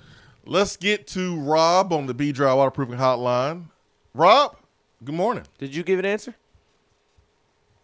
Nah, I don't get to Rob. Okay. Because Rob's going to deliver some thunder this morning. I like Rob better than you anyways. That's cool. Rob, good morning. Good morning, guys. How you doing? Man, great. How are you? Awesome. So it's Bama Hate Week, and I thought I'd give a call and give you guys a little story of little Bama hate from way back. Do it. So y'all know I'm from Chattanooga. In high school, I worked at a popular fast food restaurant at Hamilton Place Mall. Okay. And it was Friday before a home game against Alabama, and I happened to be working. It was after school, and it was kind of slow. I'm sitting at the register, and I see this slew of maroon come towards me. And I just sit there, and I see them all walking towards my register, and I sat there, and I looked at them. As I got to my register, I turned around and said, "Hey, y'all, I'm going on break," and I headed out to the hallway. That's right. And I refused to wait on them. And after I got done, came back in, the manager said, "Well, we'll have to write you up for doing that." I was like, "That's all right, because I don't give a damn about the whole state of Alabama." And just like this call, I was like, "I'm out." Timely. I love it, man. A quality story. Rob said, "We don't serve your kind around here, Bammers." I love it. You're not welcome over here, Bammers. We don't serve your kind. Seats taken. And Rob took a break and got rolled up. That is giving your all for Tennessee, Rob. That is what we're talking about. Perhaps sacrificing your job to not be courteous to the folks down there. It was a fast food restaurant. You can get one like in 5 minutes. Yeah, I'm sure. Like Rob Ryan said when he got fired, I think by the Cowboys, you'll get a job in 5 minutes. Or I think it was with the Saints. He got fired by the Saints. And it was like, I'm going to get a new job in 5 minutes. That was Rob when he got rolled up. I can get a new job in 5 minutes. It's fast food. That's what I'm talking about, Rob. It's a good point. I'm sorry. Alabama is the biggest rival, and it's not Florida. I know some folks still looking at Florida, but for me, it's Alabama. And for old school at heart, got an old school soul, that is Trey Smith. Trey Smith talked about how this rivalry is his favorite. I like to hear that. Trey Smith talked to the media yesterday. Also, Ty Chandler talked to the media. And I love Trey Smith, boy. That boy can recruit. Did you see him recruiting in that video? How he said everything is already built. You saw that on Saturday. We have coaches that can coach and develop. All we need is some more players. I thought it was weird that Trey Smith admitted to Pruitt getting his own players in here. I thought that was a little weird, but I see what he was saying, and he's absolutely right. Need more Pruitt-identified players in here, and the blueprint is already done. Now we just need some players, and that's when you know you're heading in the right direction, is when you have players speaking the same language as the coaches, and you have players out here helping recruiting. That's when you know you have the right culture. In the past, you had players that, in good faith, had to tell the truth. Hey, man, don't make the same mistake as me. I got tricked. You don't want to come here. Things like that happened. That's not happening anymore. Good to see Trey Smith talking to the media. I think he's one of the best. I think he is the perfect ambassador for our Tennessee football team. He's from the state. He's really, really good, very well-spoken, business-like approach. He's going to be an NFL player. He is the perfect spokesman for Tennessee, other than a quarterback. Said he grew up as an Alabama fan, but was swayed by what he saw at Tennessee. I think, to your point that he is the perfect ambassador, I think that really is kind of, to me, what says that the most, is that and let's be honest, he could have gone to Alabama. He was the #1 offensive lineman in America the year he was coming out. And he said he was swayed by what he saw at Tennessee, and now he's all about it. And I love it. He said he was enough of an Alabama fan that when he was a kid, his room was painted crimson. And ended up a Vol. That's what I'm getting ready to touch on. Oh, you were going there. Sorry. I didn't mean to step on you there. No, it's cool. Yeah. I'm looking at Saturday Down South, who took the video and I guess transcribed it into a quote, and it says here, for me, this is probably my favorite Tennessee rivalry. Growing up, I was a big Alabama fan. And here, and I love me some Trey Smith, don't get me wrong, but here's where my stomach got a little queasy. My guts are bubbling up a little bit. Oh, yeah. This is the part. My room back home is crimson. Not was, but is. That has to be a typo. That's a typo. It's not a typo. Did he say that in the video? That is what he said. We got to change that. Trey Smith, give me the keys to the house in Jackson. We will go to Jackson, and we will decorate your room for you. We will redecorate that room. Look, I know Nelson from Jackson. I'm sure he would be more than happy to head over. I believe Hub City would be more than happy. We'll get Neil Mafia. I know he's traveling. West Tennessee. Yeah, we can get that done, man. I know when he left, he didn't really worry about, decorating his room because he's not going to be living there anymore. But we can do something about that. I got Bama cousins that I bet you do. For some reason, there's like a Bama poster in my old room in Huntsville, Alabama. There was an old poster of Alabama in my room. And I was like, get this stuff out of here. I think the last time I went home was April. The time before that was Thanksgiving. So I don't go home much, but it ain't going to be any Alabama stuff in my room. I'll tell you that much. He says, I watched it my whole life. I always told myself I would be in this rivalry game either wearing orange or crimson. I made my decision to wear orange. The rivalry means a lot to me. Just seeing how it has turned the last couple years, we want to turn it around. So I don't think there's anything wrong with growing up as a bandwagon fan when you like the team that's winning a lot. I know growing up, I like Tennessee. I like Florida State. I like Florida. I didn't like Nebraska, though, because I didn't like that offense. But I liked all the teams that were good. That's part of being a kid. You like bandwagon. You are a bandwagon fan, and you like the teams that are good. Except at the same time, Trey Smith now, what would he be, 20, right? So he would have been born in, like, 1998-ish. In his most formative years, Tennessee would have been the one winning that rivalry, though. In, like, early. Well, I don't know. Are you a fan of a team when you're 5? Yeah, I mean, that's true. But I think about it. Obviously, my Tennessee fandom grew when I was 8, 9, 10, and that's when Tennessee was at its absolute peak. Tennessee won a national championship when I was. Not for Trey Smith. Well, true, but at the same time, when I think about, he would have been that age at like 2005 through 2000. When Fulmer was getting fired. 8, yeah. And except Tennessee still, you won in 06, right? So it wasn't the blowout that it is now. But even at the same time, yeah, when he was 10, I mean, Tennessee hasn't won that game since he was 10 years old. Or 9 years old. A long time ago. Yeah, I mean. So, yeah, that makes sense. I grew up watching Florida's wide receiver. I grew up as like a big Chris Doran fan and Jacquez Green and Riddell Anthony. I remember watching those Florida receivers and thinking like, man, I want to do that. and then Steve Spurrier leaves Florida. He goes to the NFL, and things change. I don't think I would have went to Florida anyways because it's 12 hours away, and I don't know, man. I don't know if Gainesville would have been a good fit or not. But as a kid, growing up, I liked to see Florida play football because they were really good. And so I don't think it's crazy for a young man to admit that he grew up watching Alabama and liking Alabama because they're winning. And you want to win championships and you want to play in the NFL. And as a young kid, I understand that. I understand that 100%. But glad to have Trey Smith. I think he is, again, the greatest ambassador for Tennessee football other than the quarterback. If he did not have the health issues in the summer, I think he is down in Atlanta. I think he will be in Atlanta next year. If the SC Media Days is Atlanta again or Birmingham or whatever, I think he will be representing Tennessee because I think he's the best ambassador. He's a grown man. He's about his business, and we are lucky to have him. 865-200-5503. Hour 2 is brought to you by Alumni Hall, alumnihall.com.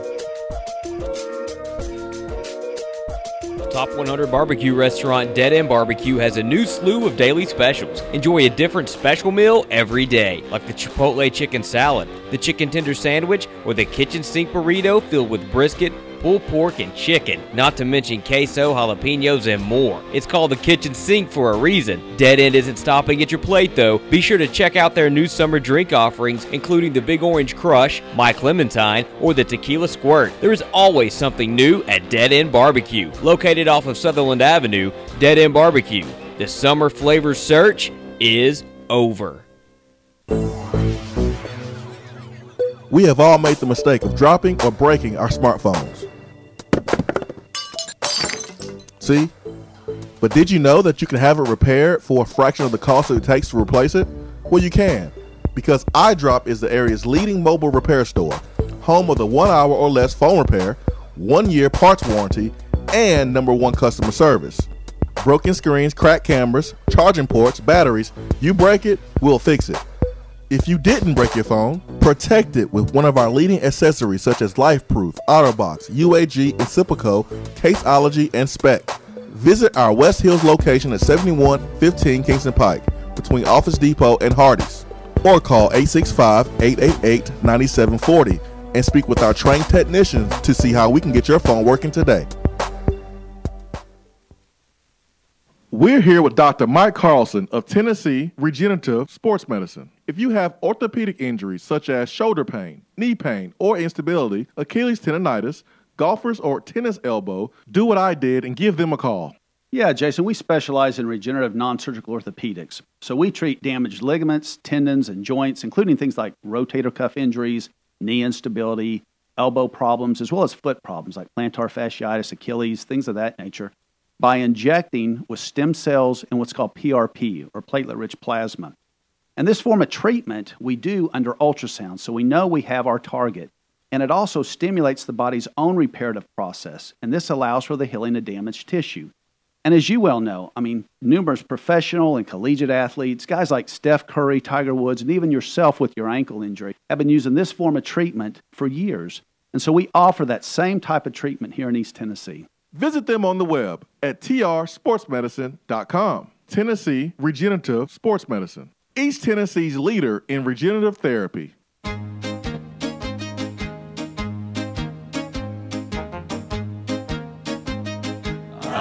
Goes your car insurance. Nobody likes surprises, so switch to Erie Rate Lock. Get a great rate that stays that way even after an accident, ticket, or inflation. In fact, it's locked until you change a car, driver, or your address.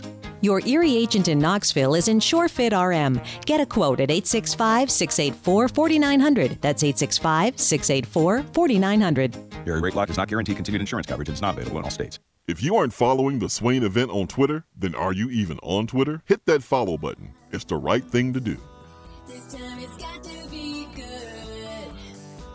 You get it right now, yeah. 'Cause you're in Hollywood.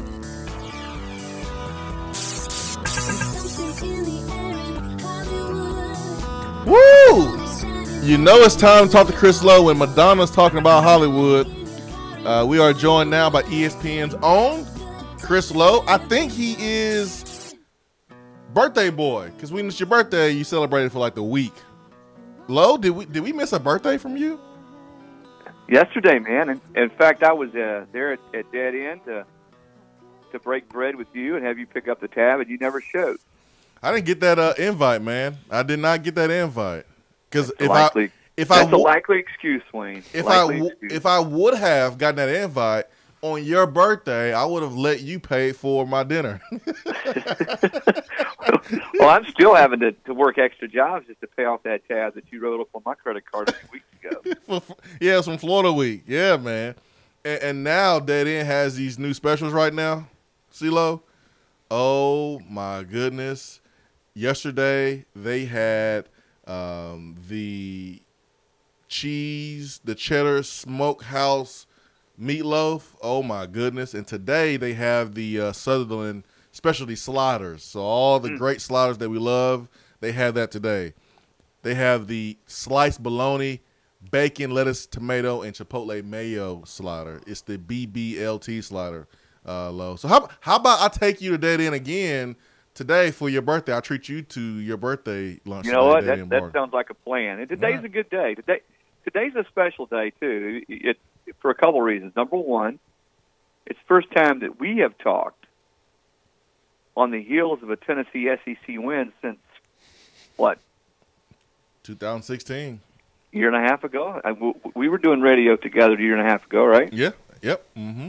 So it's the first time we've talked. We've had a chance to talk since, again, on the heels of a Tennessee win in the SEC in almost a year and a half. And it's always a good day when I get to talk to a former Tennessee football player, a VFL, who actually beat Alabama. That's right.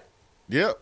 3 times, right? Yep, 3-1, and it should have been 4-0, but I won't go there because then I'll get mad. Well, that's a I forgot. I was doing last night some of my defining memories of the rivalry, and of course I go back to the early '80s, I guess. Well, late '70s, early '80s, and the one I didn't put in there I thought about was the 05 game there, which was we won't recount that one, but I could still remember sitting up there in the press box at Bryant-Denny and seeing that screen pop wide open.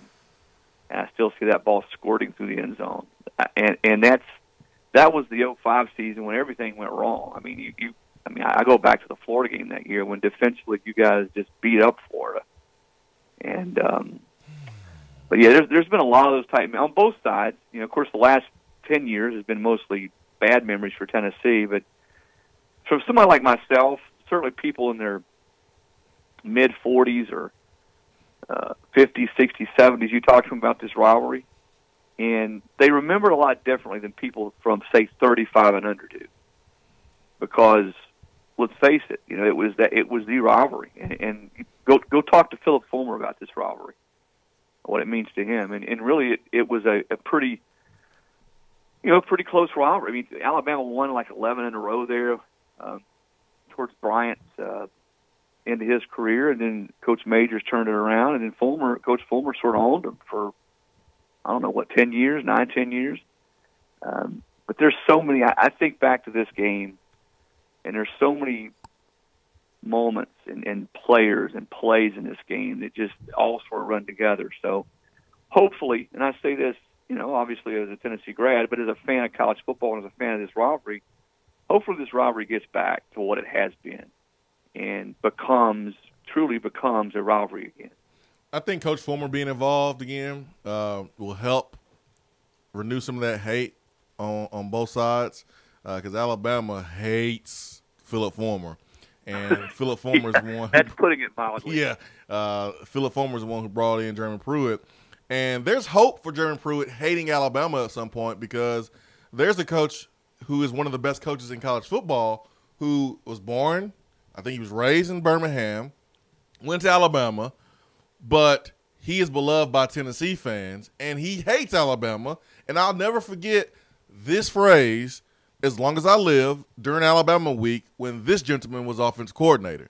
And he would say, "Go to hell, Alabama," to remind us that it was Bama week throughout the week. And that is David Cutcliffe.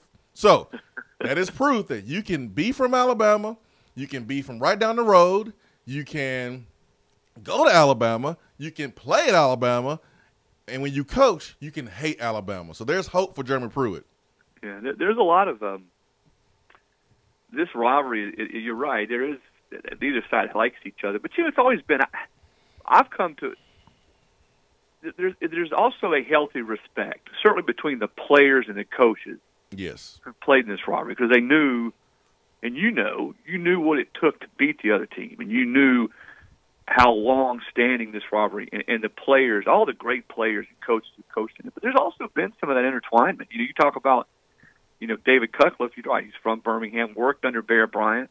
Bill Battle, coached at Tennessee until just recently was the AD at Alabama. So there's been some of that. Now Jeremy, who played at Alabama, now the head football coach at Tennessee. So you've had some crossover in this rivalry. But no, it really is a game that when you start talking about some of the best games in the South over the last 50 years, the games that meant the most to people on both sides, it's the Alabama-Tennessee game. Is Auburn going to go to a bowl game, CeeLo? I mean, as I look at Auburn's schedule, and they don't look good at all, and I'm not taking anything away from I told you guys win. last week that they were a mess offensively, and there's dissension in the locker room. There's obviously there's something not right offensively. I don't know if it's Gus in the OC, just not paid us too involved. I mean, there's a lot going on there.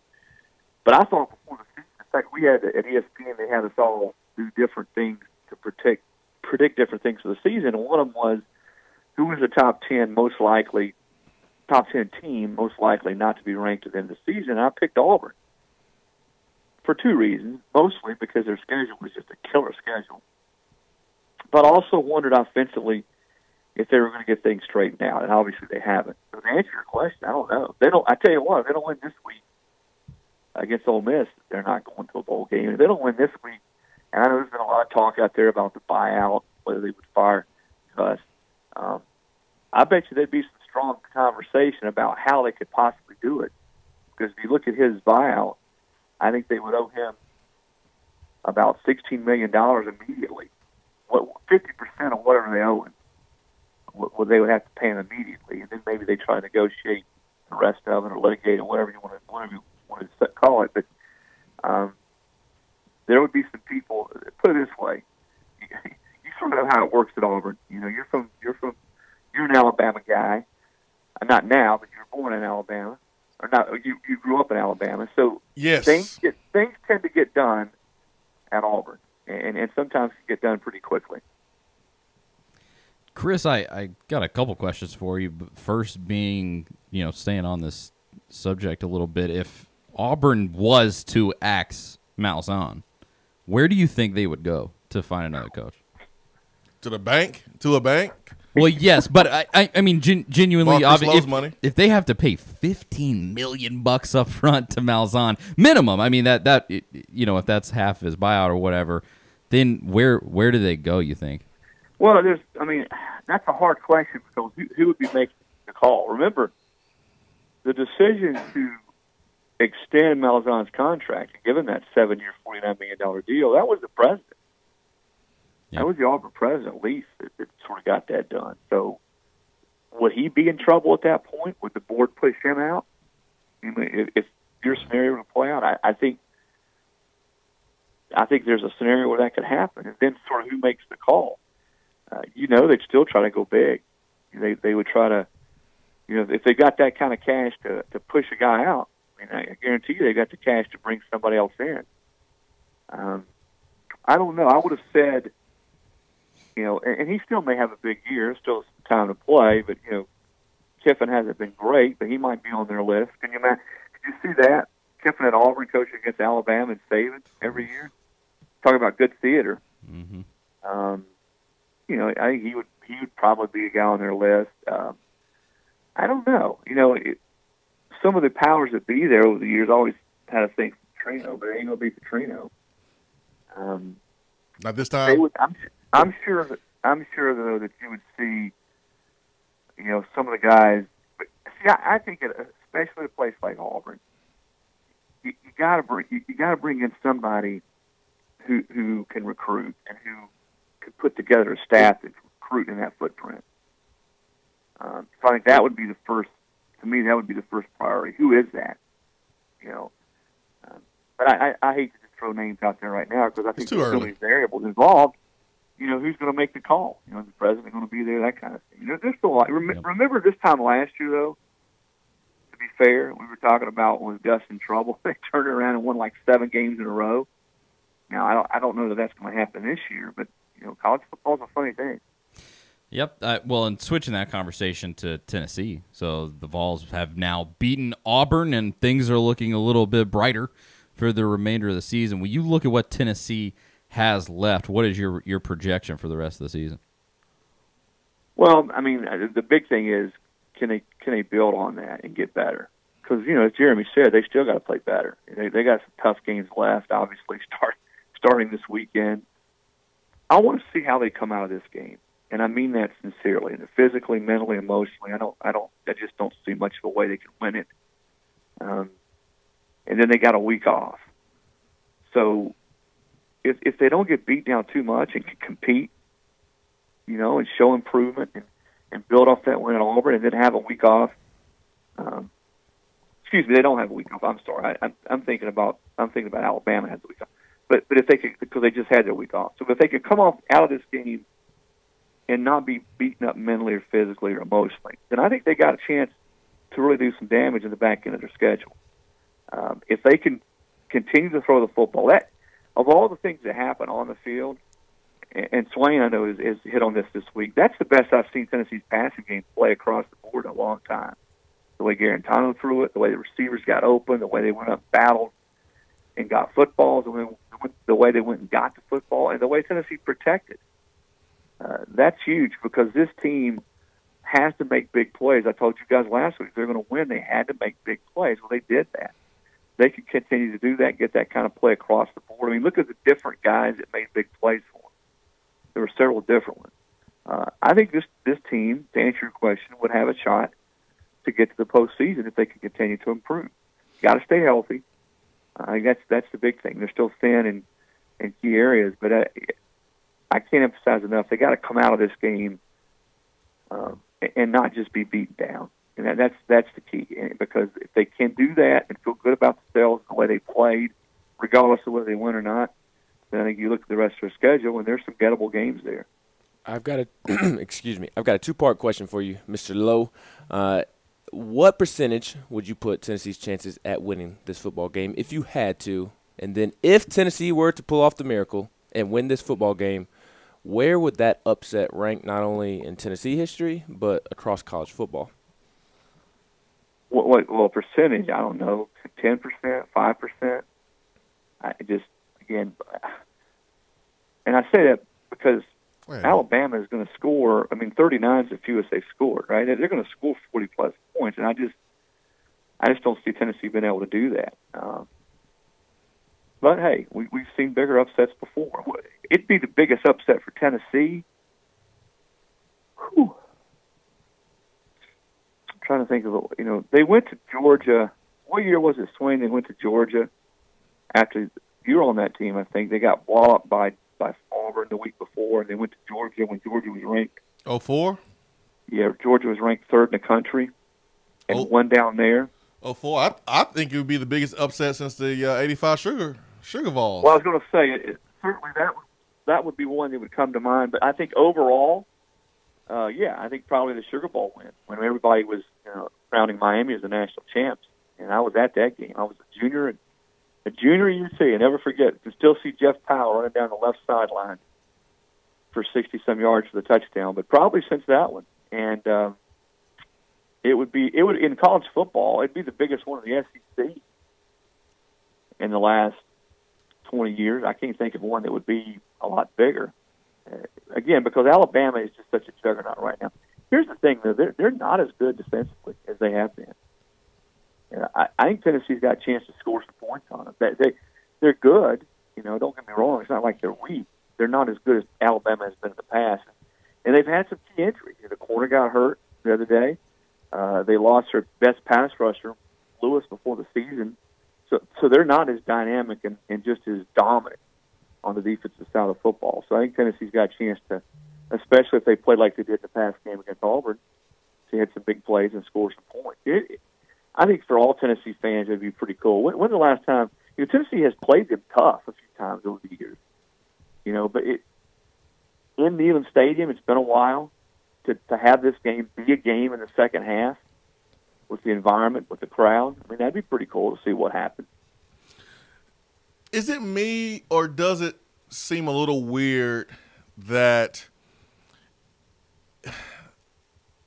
talk of punishment for Raekwon Davis, his UFC style combination to the Missouri offensive lineman on Saturday? Is it me? Does it seem like, okay, like we have to bring it up, or other people have to bring it up for the SEC to take action? And it's just a little weird that Nick Saban visited with Greg Sankey about Raekwon's actions instead of the commissioner saying, all right, no, this is unacceptable, here's a punishment. It just kind of seems like they're negotiating maybe Raekwon Davis's punishment instead of just handing down the punishment because of what we saw this weekend. I mean, it's no place for that in college football, no place for that in SEC. It just seems a little weird, the conspiracy theories out here that feel like the Alabama runs the office and they do what they want to do. It's really hard to say that they don't when you look at how this was handled.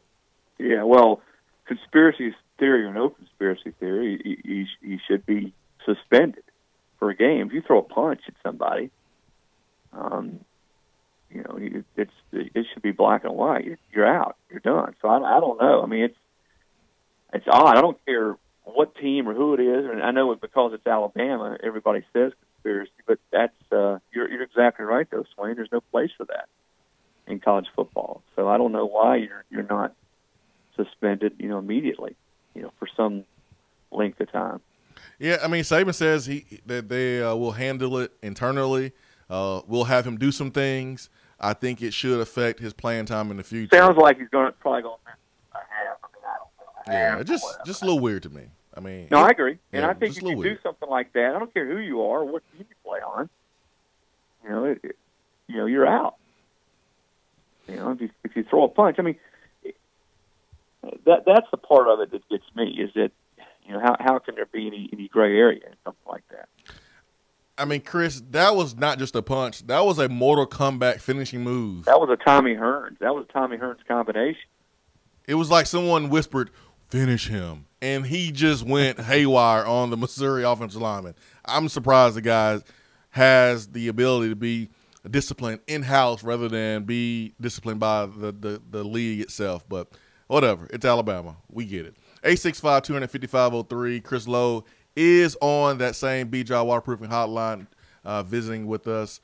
So we are going Dead End Barbecue for your birthday lunch, correct? Is that happening, or are you just telling me that because it sounds good? No, man, it sounds like a plan to me. Sounds like a plan. Why don't you you know what I'm going to do? I'm going to invite all your buddies, all your listeners in like you did for me, and we're going to put everything on your card this time. All right, let's do that.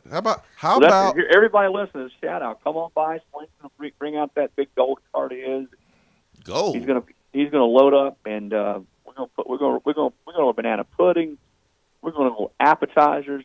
We're going to order the whole enchilada. Gotcha. Let's do it, man. I got everybody's waters, so join us. I put it on my tab.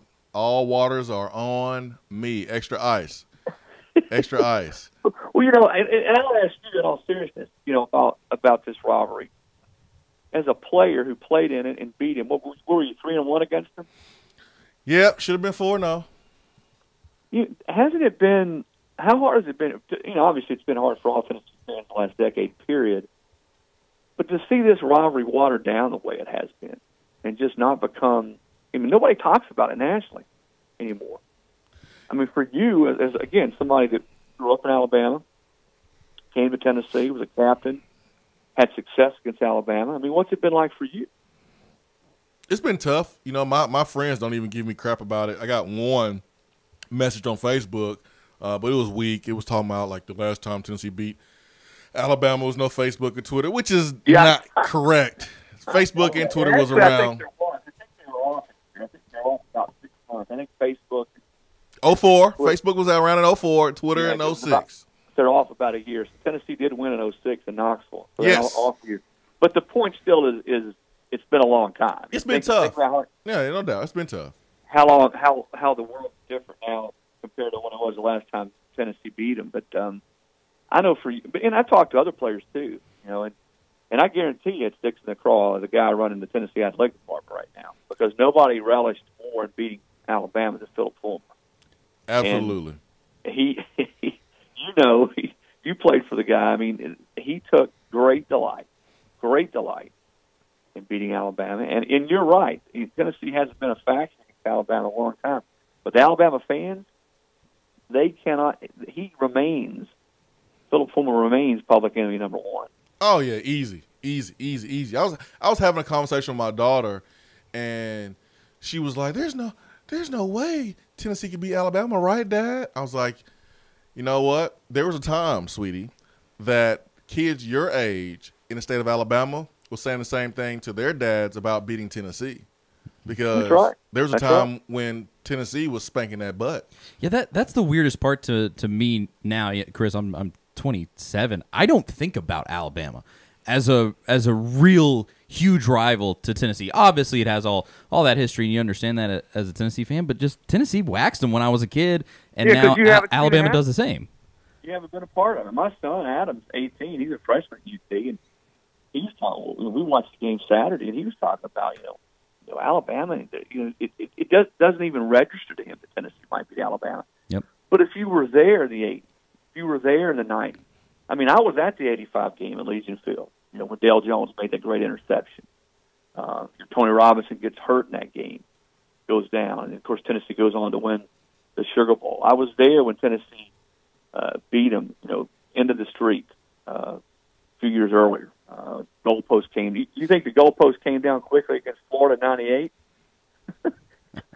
Go back in '82.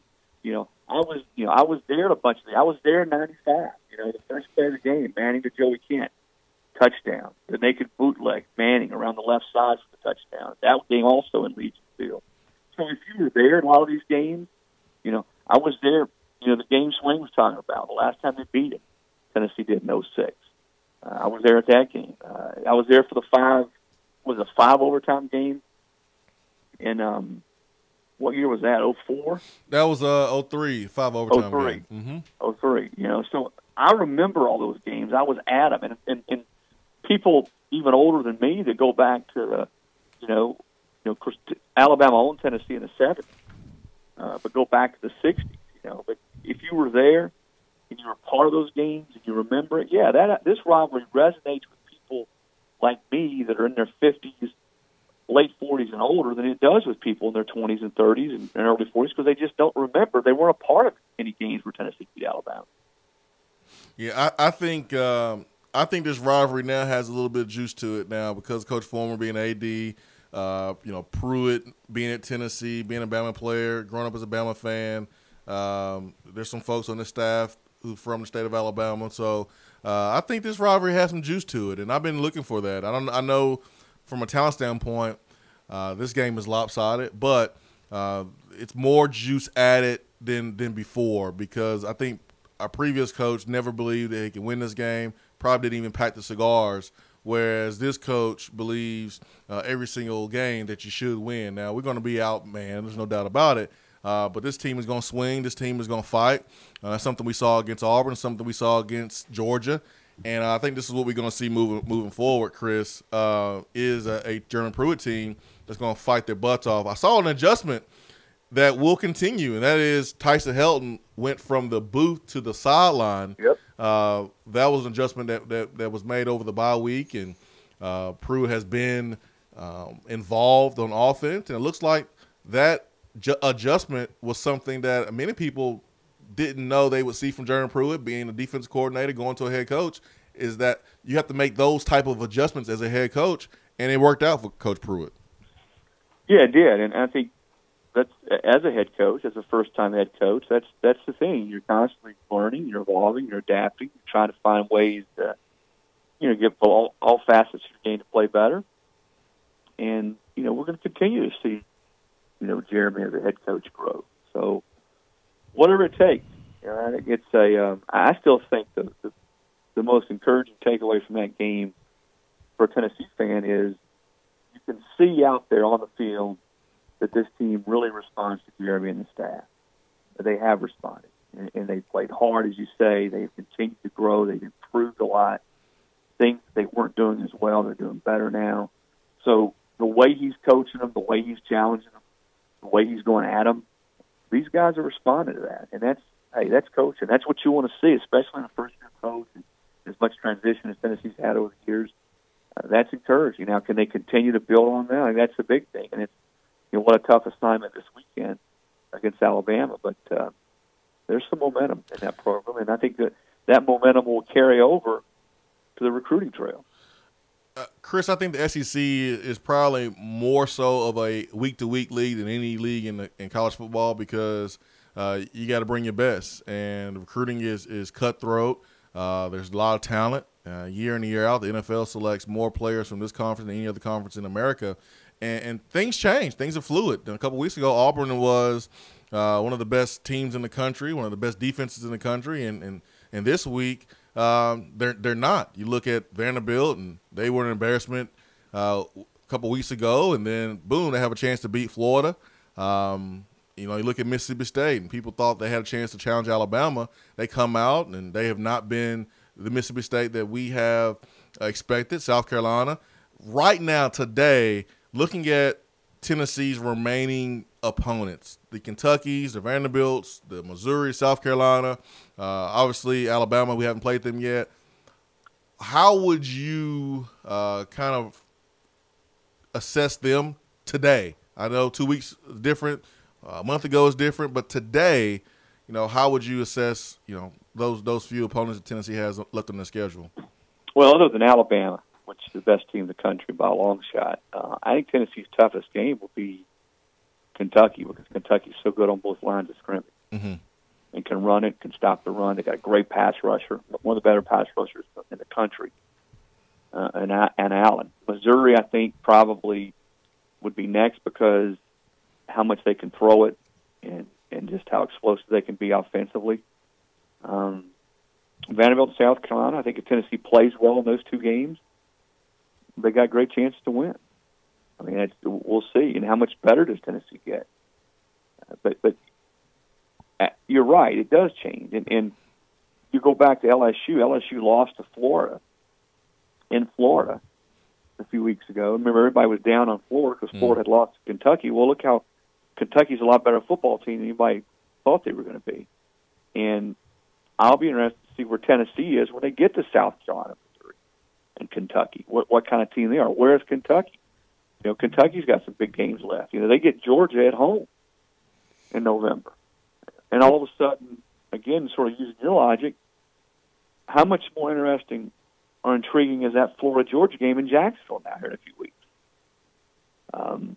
So I think the East probably is much more balanced than any of us thought. And I'm guilty as charged. I would have told you September 1st that Georgia was clearly the class of the East. Well, I don't know if that's the case now. I still think they're the best team, but there are a couple teams in the East that can give them a run for their money.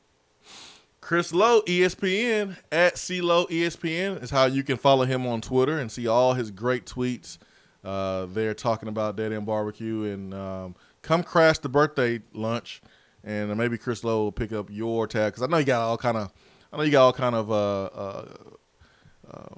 gift cards and cash for your birthday. Why not spread the love to the folks who love you and follow you? Man, not only do I have gift cards, with the cash that you're paying me, I've got mason jars buried in the back of my yard. That's true.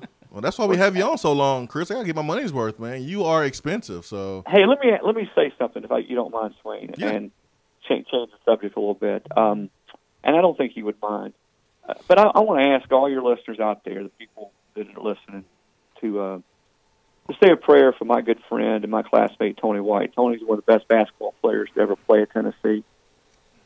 We went to school together. He was from Charlotte, and I was from Rock Hill. We rode back and forth together a lot in the off-season. We go from school. Tony undergoing some health issues right now. And, Tony's one of those guys when he came out of high school, he was a good player, but a lot of people didn't know if he was a big-time D1 player. Well, he came in Tennessee and kicked everybody's rear end the time he stepped on campus and remains one of the top scorers in Tennessee history, one of the top offensive players in SEC basketball history. A great guy, but going through some tough health issues right now, and I've been over there to see him. Coach Barnes, let me tell you this about your basketball coach, Rick Barnes. We know what kind of coach he is. He's done an unbelievable job, but he is an even better person than he is a coach. Go there to see Tony, spend some time with him. So I just would ask people out there, when you hit your knees tonight to say your prayers, say a few prayers for Tony. Give him your thoughts. He's a good man, great representative of Tennessee, and talking about a VFL. I was over there talking to him last week, and Coach Barnes is out there too, and he's fired up about this basketball team and watching them this year. So I just want to throw that out there. Well, thank you, Chris Lowe. I think that is a perfect way to end the segment, man. We'll definitely do that, and thank you so much for your time. And I'll give you a shout here in a few minutes, and we'll schedule our lunch birthday date. Yeah, we'll call it a date. It's cool. I'm secure. Chris, man, thanks so much for your time, man. Really appreciate it. All right, you guys. Take care. See you. Chris Time here is brought to you by Tennessee Regenerative Sports Medicine, where they specialize in regenerative non-surgical orthopedics. They treat damaged ligaments, tendons, and joints, including rotator cuff injuries, knee instability, elbow and foot problems by injecting with stem cells, that is PRP, platelet-rich plasma. This form of treatment is performed under ultrasound guidance, and by doing so, it stimulates the body's own reparative process and allow the healing of damaged tissue. trsportsmedicine.com. And I'm not the only person now in my family that has been to Tennessee Regenerative Sports Medicine now. My wife is being treated for a little MCL there, and she went, and she's feeling better. We got the PRP done, and then we went back because there's been so much progress. For the second time, all we had to do was a simple procedure there of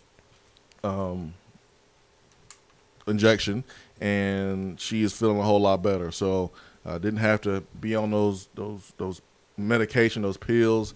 Didn't have to have surgery. TR Sports Medicine was the answer. So make sure you go to their website to learn more about what they do. They are the leader in the industry. They've been doing this for a very long time in this market, this area. They are the leaders. A lot of folks may start to do this now, but be assured that Dr. Carlson over there knows what he's doing. He's been doing it a long time. And a lot of people around here ask him for his advice because he's such the expert and he does a great job. So trsportsmedicine.com. We'll keep this thing rolling. You want to go ahead and knock out for what? Yeah, let's do that, man. Let's knock out for what here on the Swain event. For what is when we highlight folks just making some really questionable decisions out here.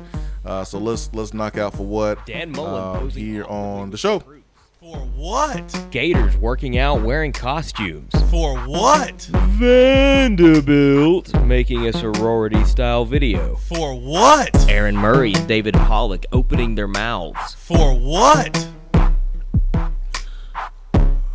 All right, individuals, it is time for what? I don't know how anyone's going to top the one that I have today, but you can try. You go ahead and give yours, because I'm sure is it better than yesterday's and Naked Man jumping into a shark pool? I think it's close. If it's better, if you feel like it's better, after I get done with mine, you can read yours. But if it's not, you just let me know. Give me the signal, and we'll keep it moving. But according to a recent survey, 7% of Americans believe chocolate milk comes from brown cows. The survey was conducted by the Innovation Center of U.S. Dairy in April, and 1,000 adults 18 and over were asked about the role milk plays in their daily lives.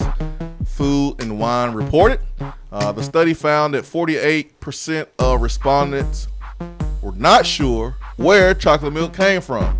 7% thought chocolate milk only comes from brown cows. That adds up to be about 16.4 million people, more than the population of Ohio, that feel that chocolate milk comes from brown cows. Yikes. You mean it doesn't? 16.4 million people believe that chocolate milk comes from brown cows. So if it doesn't come from brown cows, where does it come from then? Huh? Huh? The Illuminati wants you to believe that it doesn't come from brown cows. My goodness. But it actually does, okay? People are stupid.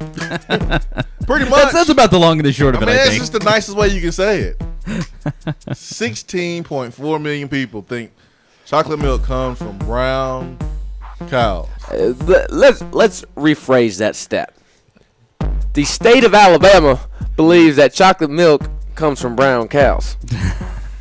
I'm sure most of them feel that way. I think it's called chocolate milk, which simply means they added chocolate to regular milk. Chocolate milk. No, they didn't get a chocolate cow. No, and chocolate milk came from the chocolate cow. They add chocolate to the cow, Swain. You don't understand, okay? They feed it cocoa. Yeah. It falls in love And with then the it cocoa, comes- and then it makes chocolate milk. Love with the cocoa. They inject the cows, kind of like Alabama football players being injected with whatever. That's why Tua's going to play this weekend. Whatever they give them down there. You got They that chocolate inject these injection. cows with chocolate syrup or something, and that's how they make chocolate milk. They Of course. treat them like horses and cows down there in Turd Town. Oh, well, some of them. That's why some of those Bama fans. That's why Lyle fits in so well. Well, some of those Bama fans treat their horses and cows like family members or like lovers. So that's another story. That's another story for another day. All right, Charlie, what you got? I just had this is one I found. So last week I had that weird article written by, I said Will Greenlee. He wrote it very strangely, so I looked to see if he had other, some other bangers, some good articles that he's written. I came upon this one. Man in undies hangs out with pot on the highway. According to a report, a man found stopped in his underwear in his vehicle on Interstate 95. Of course, this is in Florida, St. Lucie County. Was given a ride to jail, according to reports. A Florida Highway Patrol officer spotted the vehicle about 4 miles south of Indria Road, and they found Ahmed Mohammed, age 21, passed out in his underwear in the driver's seat of the car. Where your pants at, man? Where's your pants? He said, where did that quote go? He was just celebrating Tennessee's win over Auburn. When asked about his state of undress, Mohammed said he, quote, was getting hot, so he removed his clothes. It's kind of like, you see the interview with Derek Lewis with Joe Rogan. Oh yeah, the UFC fighter. Yeah, the UFC fighter, and Joe said, "Why'd you take your pants off?" My bleep was hot. My business was hot, so he took his pants off. Maybe that's what happened here too. He was hot, It's Florida. It's terrible. It's hell on earth, and you gotta do what you gotta do. Let's go to a quick break and come back with hour number 3 here. Let's do that. Swain Event.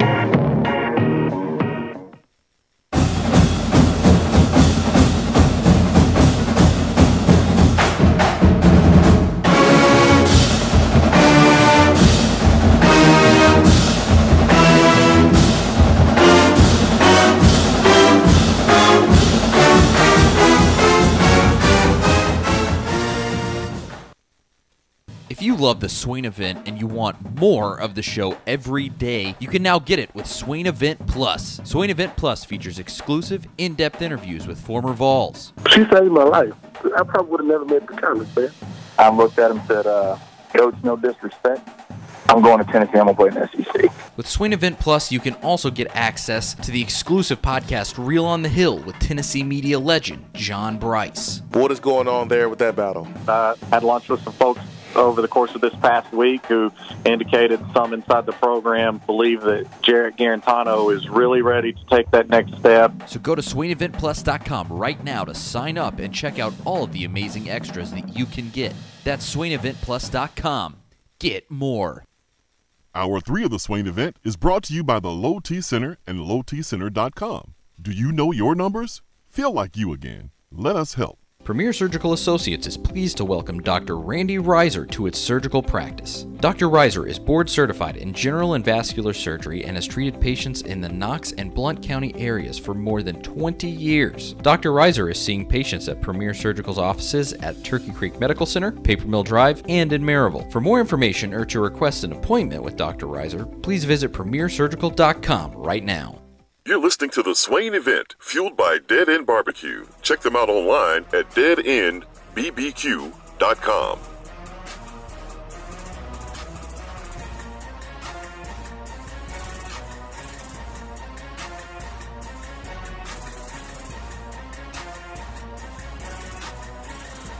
All right, guys, it's time for Hour 3 here on the Swain event. Hour 3 is brought to you by and powered by Low T Center and LowTCenter.com, reinventing men's health. And Ben, we did not get a chance to get to your for what because Chris Lowe hogged all of Hour 2 and didn't have enough time. Goodness gracious, he's walking around here like it's his birthday or something. Shame on him. So Ben, what do you have for your for what? Yeah, normally I'm okay if I don't get to my for what during for what because usually it's something fairly silly. But this is a big news in sports. It is baseball, but the Red Sox have been warned by the Indians about the Astros attempting to steal signs and information to the point where the Astros they hired a guy and are placing him in the little media aspect of the dugout where they take cameras or they have the cameras, they take pictures, and the dude is like taking pictures on his cell phone and sending it to the Astros so they know the signs. So it's like sparked this big investigation. Jeff Passan of Yahoo Sports reported the story late last night. He said the Boston Red Sox were warned that a man credentialed by the Houston Astros might try to steal signs or information from their dugout after the Indians caught him taking pictures of their dugout with a cell phone camera during Game 3 of the American League Division Series. A photograph obtained by Yahoo Sports showed a man named Kyle McLaughlin aiming a cell phone into Cleveland's dugout during the Indians' 11-3 loss that ended their season. McLaughlin was the same man caught taking pictures near the Red Sox dugout during Game 1 of the AL Championship Series, and he was removed by security in Cleveland and Boston. McLaughlin is not listed publicly as an Astros employee, but photographs on his Instagram account, which have been deleted, showed him wearing an Astros ID badge as he posed for a picture with the Astros owner.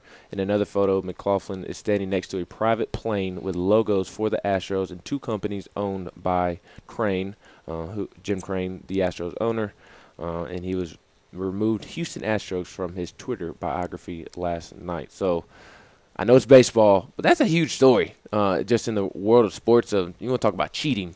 I mean, just do it right in front of their face. Why don't you? What about the Boston Red Sox pitcher, Matt Barnes, with the whole pine tar on his arm? I saw you quote tweet that video. Yeah, I saw the video where about 2 minutes long, and I think he had about 3 or 4 pitches. And after every time he got the ball back from the catcher, he's rubbing that forearm a little bit and rubs the ball a little bit. Didn't rub the other forearm. Nope. I'm surprised. Both teams cheating a little bit. Yeah, and granted, one level of cheating is much higher than the other, but absolutely. And every pitcher has pine tar somewhere on their body. It's just some hide it better than others. And I'm surprised that Matt Barnes did not get caught by the umpires, because a couple of years ago, Michael Pineda, the pitcher for the Yankees, he's a African American and his skin is black as all get out, and he had pine tar to the point where you could tell it was brown. Like, you went too far, my brother.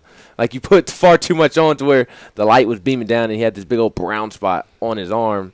And wait a minute, you look like, Sammy Sosa of 2018 when you started the game, and you looking like Sammy Sosa playing in the mud afterwards 10 years ago. Yes, during the game. Wait a minute, you got pine tar all over your body, man. What are you doing out there, man? Exactly. Who are you fooling? So I found this story intriguing, and just with today's technology, we talk about how college football coaches are so what's the word? So Paranoid. Paranoid. You don't talk about paranoia. Baseball with today's technology, stealing signs and whatnot. This is taking things to a whole another level and taking a book out of the St. Louis Cardinals cheating manual. So I found it an interesting story, and the Astros definitely get it for what for. It's a huge story because of the where it's happening and when. I mean, it's the ALCS. I mean, that's huge. That's the second biggest stage in baseball, and that's not good. Not great, Bob. Good luck to the Astros. I couldn't happen to a better squad. Truly a team that I want to see crumble from the foundation. So. Go right ahead and slam them, MLB. Just please. I'll be happy to see it. Eliminate the Red Sox first, please. Oh, man. I liked it for what? I think it was a good one, man. I don't mind a little playoff baseball. I like playoff That's a great baseball. And yeah. Our friend Angela just sent in another for what? It's another ridiculous statistic from Tua Tagovailoa. So I don't want. Tua has thrown 21 touchdowns on the season. Yeah. No. Did you see this? So in the first and second quarter. 21 touchdowns responsible for in just first and second quarters on the season. Tennessee touchdowns scored in the entire season so far, 20. I don't care. Ugh. I don't want to talk about that. Ugh. I don't care, man. I don't care. I don't care. Ain't no problem. Ain't no problem. I don't care. Ain't no problem. I don't care. I'm gonna pull a Jalen Ramsey. I don't know. I don't know. No, I mean, whatever. I can't stand Jalen Ramsey. I don't know. Go sit down somewhere. Who's the worst? I like Jalen Ramsey, man. I like the swag, and he backs it up most of the time. But when he didn't, he ain't got no swag. I bet you do like Jalen Ramsey and his swag. He do have some swag, man. I like guys like. Got that swag, losing to the Titans 4 times in a row. Jalen's a little sassy, but he's confident, and I think Jalen Ramsey's good for the NFL. You want everybody to be. It's entertaining. You want everybody to be in a box. You want everybody to walk the straight and narrow and never say anything mean about the opponent. Whatever, man. It's football. I like it. One thing I do like, in addition to watching Jalen Ramsey play ball, is the West Bearden Basketball League.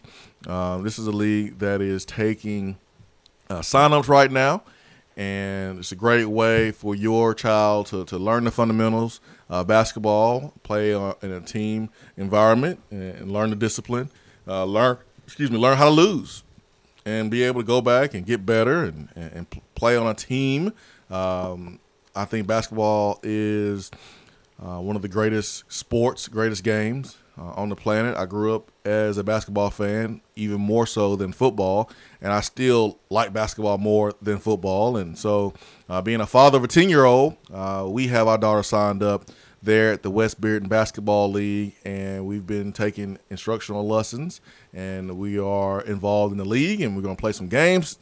This fall is going to be really, really fun, and they are makeup evals going on right now, and so you can come by or go by this week.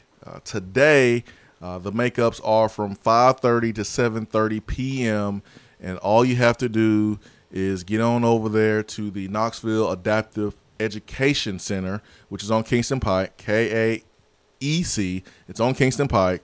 You can go by there. You can call Robert Hughley, who's the director of the league, at 865-258-3786, or go to their website at WBBleague.com. That's WBBleague.com.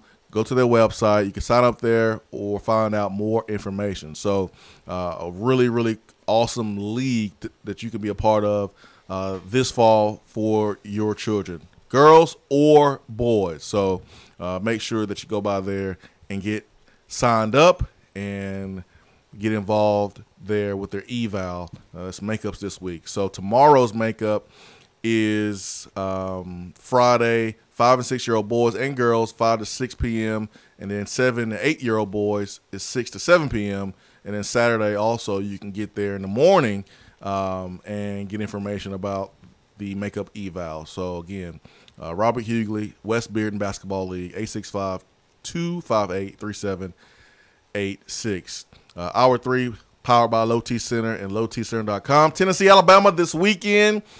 And we're going to whip the Crimson Tide. You know, I've been trying to be classy here. I've been trying not to be petty. But I think it would be hilarious if we heard a chant this weekend that went along the lines of "You stink, Lyle," or something like that in the stands. Something to remind. I don't think that's a good idea. Well, this idea. Why not? Why not? You can't say the F word because that's what will happen, though. But this. Well, I mean, that's what happens. Hey, if he dies, he dies. I think this is like Rocky, man. Whatever. This is extremely fitting. So maybe Tennessee gets down in this game, and I think this chant here suggested by Dunval on the text box could be perfect. He said, "I said it on Twitter. It would be nice to hear all 102,000 fans screaming the Nashville Predators goalie chant on Saturday at Butch." You go, Lyle, Lyle, Lyle, you suck. It's all your fault. It's all your fault. That would be the greatest chant in the history of human mankind. That's one way to win on Saturday. Yes. Tennessee would automatically get a W in the win column for that. That would be awesome. Yeah. And like if you could hear it on TV, that would go viral. Oh, 100%. Yeah. If we could get that all game long, I'm going to go down in the student section. No, George Washington. You failed last week. How? How'd I fail last week? You failed in the mission. with the toilet paper. Yeah. I don't care. My Mission Impossible. My clean rap sheet is more important. You can't be James Bond, man. You would come back to headquarters and they would just shake their head. You failed the mission, man. I walk down to the student section like James Washington crossing the river. James Washington. Wasn't it James Washington? George Washington. I was thinking, hey, Washington? No, I kid you not. I'm reading about the Pittsburgh Steelers and James Washington, so that's why that popped into my head. Fine. But like George apple tree. James Washington eating an apple before. First of all, cherry tree. Yeah. Y'all need to go to some history classes. Yep. The apple tree, the cherry tree. Yep. James Washington. We don't have 2 master's degrees. You have to forgive us. Yep. South Kakalaki Vol says, Swain, if life is b-ball so much, why are you always shutting down Tennessee basketball talk? Remind me when I've shut down Tennessee basketball talk. You don't really shut it down. We haven't fleshed out the basketball team that much yet. Tell me it's going to happen. Show me one message or one email that we have gotten where we've taught Tennessee football and folks are like, hey, talk about Tennessee basketball instead of Tennessee football. Show me that message. I think this week would apply to that theory. Maybe we should talk about Tennessee basketball. When we get into basketball media day is today, and I think I saw Nate Rutherford. He said that Tennessee had been chosen to finish second in the SEC this season. A little bit different from being picked 13th last year. I like to be picked 13th. But so that's something to talk about. But it's at the end of the day, it's all football right now until I guess basketball gets going. What, October 31st? I think is their first exhibition. So. Basketball gets going for Tennessee fans when the national championship game has concluded. Yeah, that's at the end of the day, that's the real truth. Hey, I watch NBA more than I watch NFL. I don't talk about NBA on here because that's not what y'all want to talk about. That's not what y'all want to hear. I watch politics too, but we don't talk about politics either. So, hey, if you want to talk Tennessee basketball, bring it up, and we'll talk more about Tennessee football. But we try to talk about what the Tennessee fans want to talk about most of the time, and that's been Tennessee football. I guarantee you, if I go and ask Brent Hubbs, I go and ask Wes Rucker, the guys over there at 247, the guys over at Rivals, you, Charlie, whoever writes articles, RTI, and we go look at the numbers on Tennessee football articles and Tennessee basketball articles, there will be a huge gap. You would be shocked by how right you are. You might think like Tennessee had its best basketball season in a decade last season, and the numbers, I mean, still, they don't even scratch the surface of what football does. It is what it is. Yep. What up? Get some breaking news. Not only, it's not really news. It's an achievement for Tennessee basketball. Not only have they been picked to finish second in the league, Grant Williams has been the media's choice for SEC Men's Basketball Player of the Year. And Admiral Schofield also received votes in the Player of the Year voting. I think it will come down to, this is just an early prediction, Grant Williams, Admiral Schofield, and Reed Travis at Kentucky. I think Reed Travis is going to be really he's going to be a problem. Really good. Grant Williams also named to first team All-SEC. Admiral Schofield, second team All-SEC. So, when's the last time, maybe Charlie's better versed in this than I am just because he's been in Knoxville longer than I have, as he established at the beginning of the show. But when was the last time Tennessee had this much recognition in the preseason? Would have been probably awards. 08 maybe with when Bruce, that team, I think in the preseason, it might have been top 15, top 10. It got some serious. Well, I'm talking about like years. when they had a player named the first team All-SEC, 07, player named the second team All-SEC, Player of the Year. I'd have to go back and probably like the 80s with Ernie and Bernie. I don't know, man. It's hard to say because those Bruce teams didn't really have like that dude except Chris Lofton. He was about the only one in all of Bruce's time. So let's get to Vol Nation on the B-Dry Waterproof Hotline. Vol Nation, good morning. Morning, family. How y'all doing, man? That's good, man. You ready to break down some Tennessee basketball? Hey, anytime. Let's do it, man. I was gonna say that I wanted to hear, I like a lot of sports, football, basketball. I like some volleyball, I like some track and field. So, anytime you want to throw out some Tennessee basketball or a little bit about Penny Hardaway and a little Memphis basketball. No.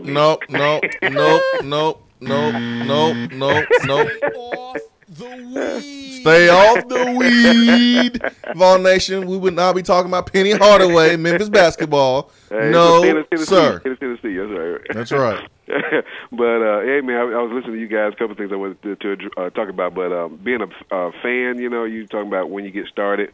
When I grew up, of course, I think my dad told me I was a Miami Dolphin fan because I liked the little fish on the side of the helmet. And that's what kind of Larry Zonka and all them were playing back in the day. That was a way back. And then when I got a little older and started watching football and started kind of taking notice, I became a Raiders fan, back in Jim Plunkett and Lyle Alzado and all them back in the day, and Cliff Branch and all them. But then when 1997 hit around and Tennessee finally got a football program, a football team, organization, I became a Titans fan. I just, it's my home state, ride or die. That's just how it is.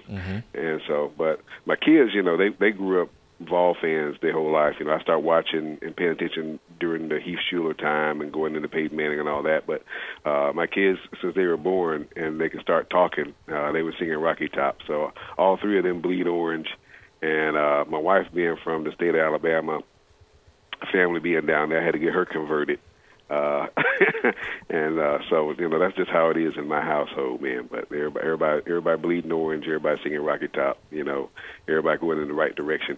Because they said that 80% of the time, 80 to 90% of the time, whatever the father is, the children and the family become. And so that's kind of how our house rolls. But also listening to you guys talking about the football game coming up, expectations and all that. And biggest part, like you said, go out here, continue to get better. Against Alabama. Is there a shot? There's always a shot. Anything can happen. But you're just trying to stay healthy, trying to get better, and get ready for that back half, starting with South Carolina and moving forward, because, that 6-6, 75 record is attainable, Yes. But what I was looking at, I was reading an article, in one, I was wondering, and I think it was A1 or AI Sports or AI.com or whatever, but, they were wondering if Tua was even going to play, which they say he's healthier, but, he's got that knee issue, and how much do they really want to expose him to maybe getting hit in our game compared to, finishing out with, I think they got some bigger games coming up on their mind or whatever as far as pertaining to their conference championship, getting ready to go to the SEC, championship game or whatever. But anyway, whether we just get Jalen or whether we get Tua, which, that's about a 20 or 24-point difference right there, pertaining to how the offense runs. And then the defense has been a little bit more suspect. It's, the last 3 years has been like one of the top defenses, if not the top defense in the country. And this year, they've gone, and they're right now, through 5 games, they're like number 43. And now Saban explains it away like, hey, in the fourth quarter, we're losing or we're being outscored 28-17 in the fourth, which we're giving up probably 32% of their yards in that quarter alone. And so what I was hearing when he was stating that is that our experience and our depth is not maybe like it was in the past. And so I know he's trying to get kids to go out there and play and things of that nature, but, you know, when Alabama, it didn't matter with second string or third string, you know, it looked like the first string was always out there. Nick Saban is so funny because the same thing that Nick Saban is responsible for, he will complain about to help his team stay focused because they are beating everyone so bad. Who do you think makes a decision to put and keep the foot on the gas or take it off in the fourth quarter? That's Nick Saban. Mm-hmm. If Nick Saban really wanted to, he could play, his team could play the same way in the fourth quarter like they did in the first quarter. They can put up probably 70, 80, 90 points if they wanted to be honest, in the first couple games. But I think it's funny. I think it shows kind of the mastery of Nick Saban. The same thing that he's responsible for, he's going to try to complain about to make sure his team is focused, that he can find something negative to point at so they don't get comfortable. That's it. So it's funny, man, when you think about it. Yeah, it is. Because, you know, dude, put your starters back in.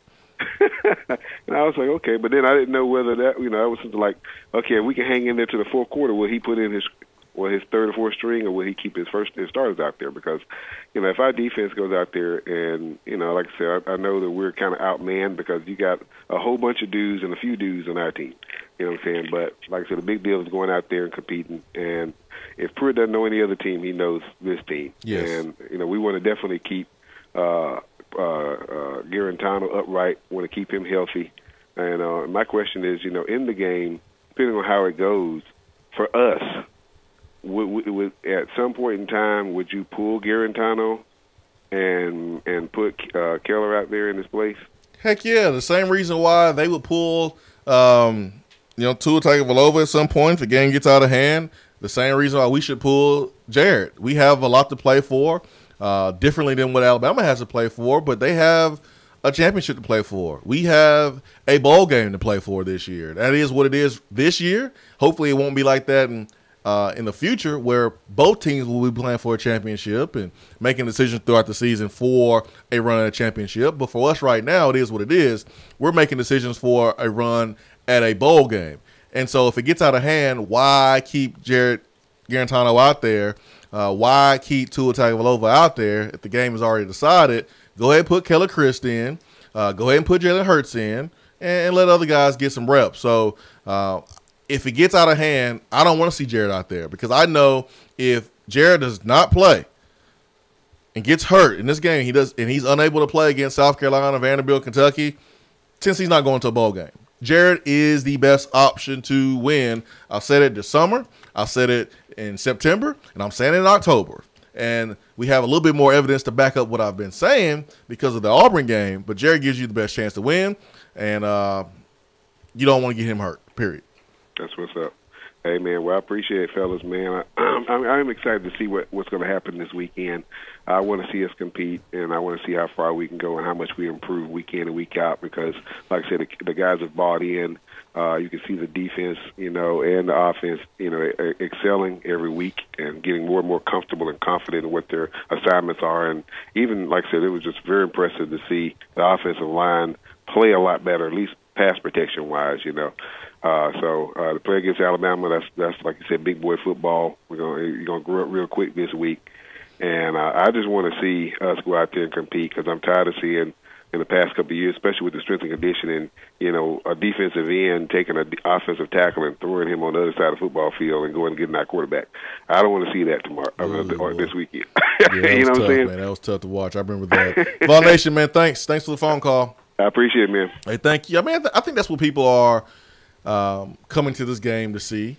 You know, of course, we want Tennessee to win. We expect Tennessee to go out there and play their best. And there may be some people who are calling upset who legitimately feel like that Tennessee's going to win. That's fine. But I think you feel better about this week, and maybe you are excited about seeing Tennessee play this week because you want to see just how hard Tennessee is going to swing at Alabama. You want to see our players fight.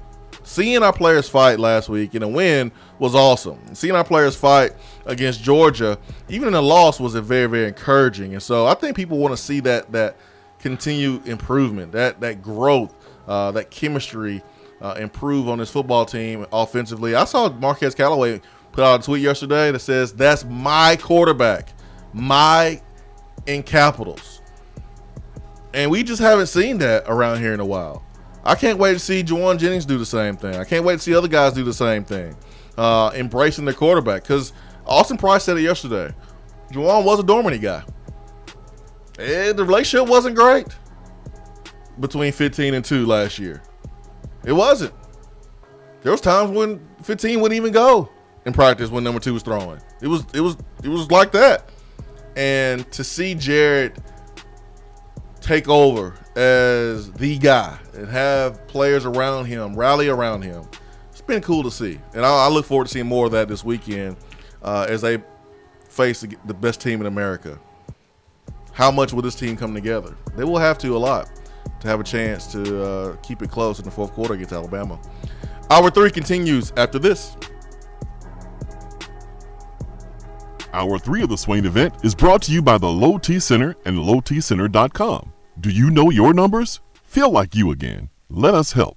VFL's Jason Swain and Todd Kelly here with our Men on Football and Smoothie segment. Let's discuss some of our favorite smoothies and how they impact our lives. TK, man, tell me which smoothie comes to mind when you think about playing defense? Swain-O, the Peanut Butter Power Plus and the Power Punch Plus provide the energy needed to make plays every time they take the field. Then you have the Gladiator and the Hawk, nutrition every dominant player has to have. Bottom line, everyone wants to be a dominant player. Now, Swain, you tell me about the offensive side of the ball. TK, it's simple. You always score with Smoothie King. The shredder personifies what we are going to do to opposing defenses. The Berry Punch and Activator will light up the scoreboard. And in case we need to go into overtime, the Pure Recharge will put us over the top for the win. Swain-O, you know I love football and Smoothie King. I'm a VFL, a Smoothie King for life. The Chocolate Gladiator and the Chocolate Shredder with the scoop of peanut butter, oh, that's my go-to smoothie. They get a chest bump all day. Yes, sir. This concludes our Men on Football and Smoothie King segment for today. Don't forget the Sip by Sip program. Use Smoothie King as a meal replacement 5 or more times a week, and you'll feel and see the difference. Smoothie King, the healthy alternative to fast food. Delicious and nutritious. TK. Don't forget the peanut butter. Yeah, boy. Gentlemen, when it comes to taking care of your health, sometimes the first step is the hardest. Low T Center is making it easier to take that first step. It all starts with knowing the numbers that are essential to a man. Testosterone levels, blood pressure, cholesterol, prostate, and thyroid. Low T Center makes it quick and easy to get all these levels checked and more. Low T Center specializes in men's health and has expanded their services, including sleep apnea, low thyroid, hypertension, severe allergies, high cholesterol, diabetes, and annual physicals, along with testosterone replacement therapy. The physicians at Low T Center not only want to help you feel good again, they want to help you prevent any serious health problems moving forward. Now, with the holistic approach to your overall health and wellness, Low T Center is making it more convenient for men to take care of their health, and most health insurance is accepted. They'll even verify for you. Take the first step for your health and call 865-392-1388. That's 865-392-1388, or go to lowtcenter.com. Reinventing men's healthcare. All right, team, listen up. It's tailgating time again in Tennessee. But most importantly, team, you're going to need to refi that tailgate and the truck it's attached to with a refinanced auto loan with Alcoa 10 Federal Credit Union with their Got That promotion. They'll give you up to $500 for your debt. Are you serious, Coach? That's right, Johnny. Alcoa 10 will pay you up to $500 for your debt. Now, let's get out there and spread the word. Say it with me. Alcoa 10, Alcoa 10, Alcoa 10. ATFCU is an equal housing lender. For a replay of each day's Swain Event TV, like us on Facebook. Hour 3 is powered by Low T Center and lowtcenter.com, a new approach to men's wellness. The medical providers at Low T are reinventing men's health care by working to prevent, slow, or eliminate serious health issues. How? We address the underlying causes of your of the decline in your health to help you become the best version of yourself. You can feel better. Your lack of energy could be caused by low T, sleep apnea, severe allergies, or low thyroid, and Low T Center is now expanding their services to address those issues. Their website, lowtcenter.com, have a location here in Knoxville. Their telephone number is 865-392-1388. So get on over there, Ben. Stop putting it off. Stop wondering, why you don't have the energy. The energy drinks are not going to help. It is something deeper, and let Low T Center fix that for you and get you on the path to feeling like you did 10, 15, 5, 3 months ago, whatever long it was ago that you felt normal. Low T can help you get there. 865-255-03 B-Drive waterproofing hotline. Let's take a look at the text box. Ken says, I love Grant, but what the heck? Admiral is a far better, more athletic, more consistent player than Grant. Well, what am I missing? Admiral will play in the NBA, and Grant's going to have to go to Turkey or China to play professionally. I think Ken is right, but at the same time, Admiral didn't really come into his own until the final stretch of last season. And I think the media is still coming into what Admiral really is. I think Admiral is going to come out and torch the league this year, and they're going to find that out. But as of right now, he really only played at that really phenomenal level in the final, 10 games of the year? 10 games? Probably. I think he played a little bit. I think maybe a little bit more than that. I think Jordan Bone played really well in the last 10 games of the year. I think Admiral played really well like half of the season. Okay, so the final half of the season. But it's still where Grant has been playing at this level for 2 full years now. And so, it's just the media working with what they know. But Grant is very good. He needs to work on his consistency. Ken is right there. And I think he will. But I genuinely, my prediction for SEC Player of the Year would be Admiral Schofield. I think that dude is working hard this offseason. I think he's going to bring it. I don't want it to sound like you putting down one player to raise up another player. I've never been a fan of that. But I don't think Ken is off base here. I think Admiral will have the better season between the two. I think Admiral's game translates to the NBA more so maybe than Grant's because of Admiral's ability to make the outside jumper, and he's versatile and he's athletic, and may be able to defend some of those small forwards in the NBA. Gonna be tough, but I think he has a better opportunity of doing that than Grant. But Admiral can guard multiple positions. He can shoot the three. He can rebound. He is the emotional leader of this basketball team. Goodness gracious, of this basketball team. I think it's Admiral's show. I think he will be the SEC Player of the Year. I'll be surprised if he's not. Everything is set up for him to be. But that's a hell of a 1-2 combination. And then you add in Lamonte Turner. You add in Jordan Bone, who I think will be one of the best point guards in the country, definitely in the SEC. And old Fran was on campus, and he saw Jordan Bone in action, and he had some high expectations for Jordan Bone. I think he tweeted out, I don't think Bone understands how good he really is or can be. DR Vol says, did Chris Lawson ever get a shot at the NBA? Seems to be balling overseas. Never hear of him working out for a team. No. And I asked Chris Lofton this, when we talk, he loves to hear and learn about playing football at this level and playing wide receiver, but I always like to hear his story and SEC basketball. And I asked him, I was like, man, dude, what's so different about you and J.J. Redick? Because when you guys are in college, y'all were the 2 best shooters in college basketball. And he said, well, J.J. Redick is all of, I want to say, 6'4". Something like that. Yeah, 6'4". J.J. Redick 6'4", Chris Lofton 6'1", 6 foot. And that's the reason. That is the reason. J.J. Redick is a little bit more athletic, defensively, holds his own probably a little bit more too. So that comes from Chris Lofton. And that's why. Chris Lofton has made a really great career of playing overseas. Smart with his money. They don't tax you over there. And I think Chris Lofton may have another year or so left in the tank. And if you heard Swain Event Plus, our Chris Lofton conversation, there's a chance he may jump into coaching. I know one thing. He will have a spot on Bruce Pearl's staff. We got to make sure that that does not happen, and he's on Rick Barnes' staff next year because Chris Lofton will be, I think, on a college basketball staff when he finishes up playing. The question is, when will that happen? Yeah, he told us on the Swain Event Plus interview very specifically. That's what he wants to do in the future after basketball finally passes him by, and so I'm excited. I feel exactly like you. Do not let him go anywhere other than Tennessee. Yeah. Got to have him in the family.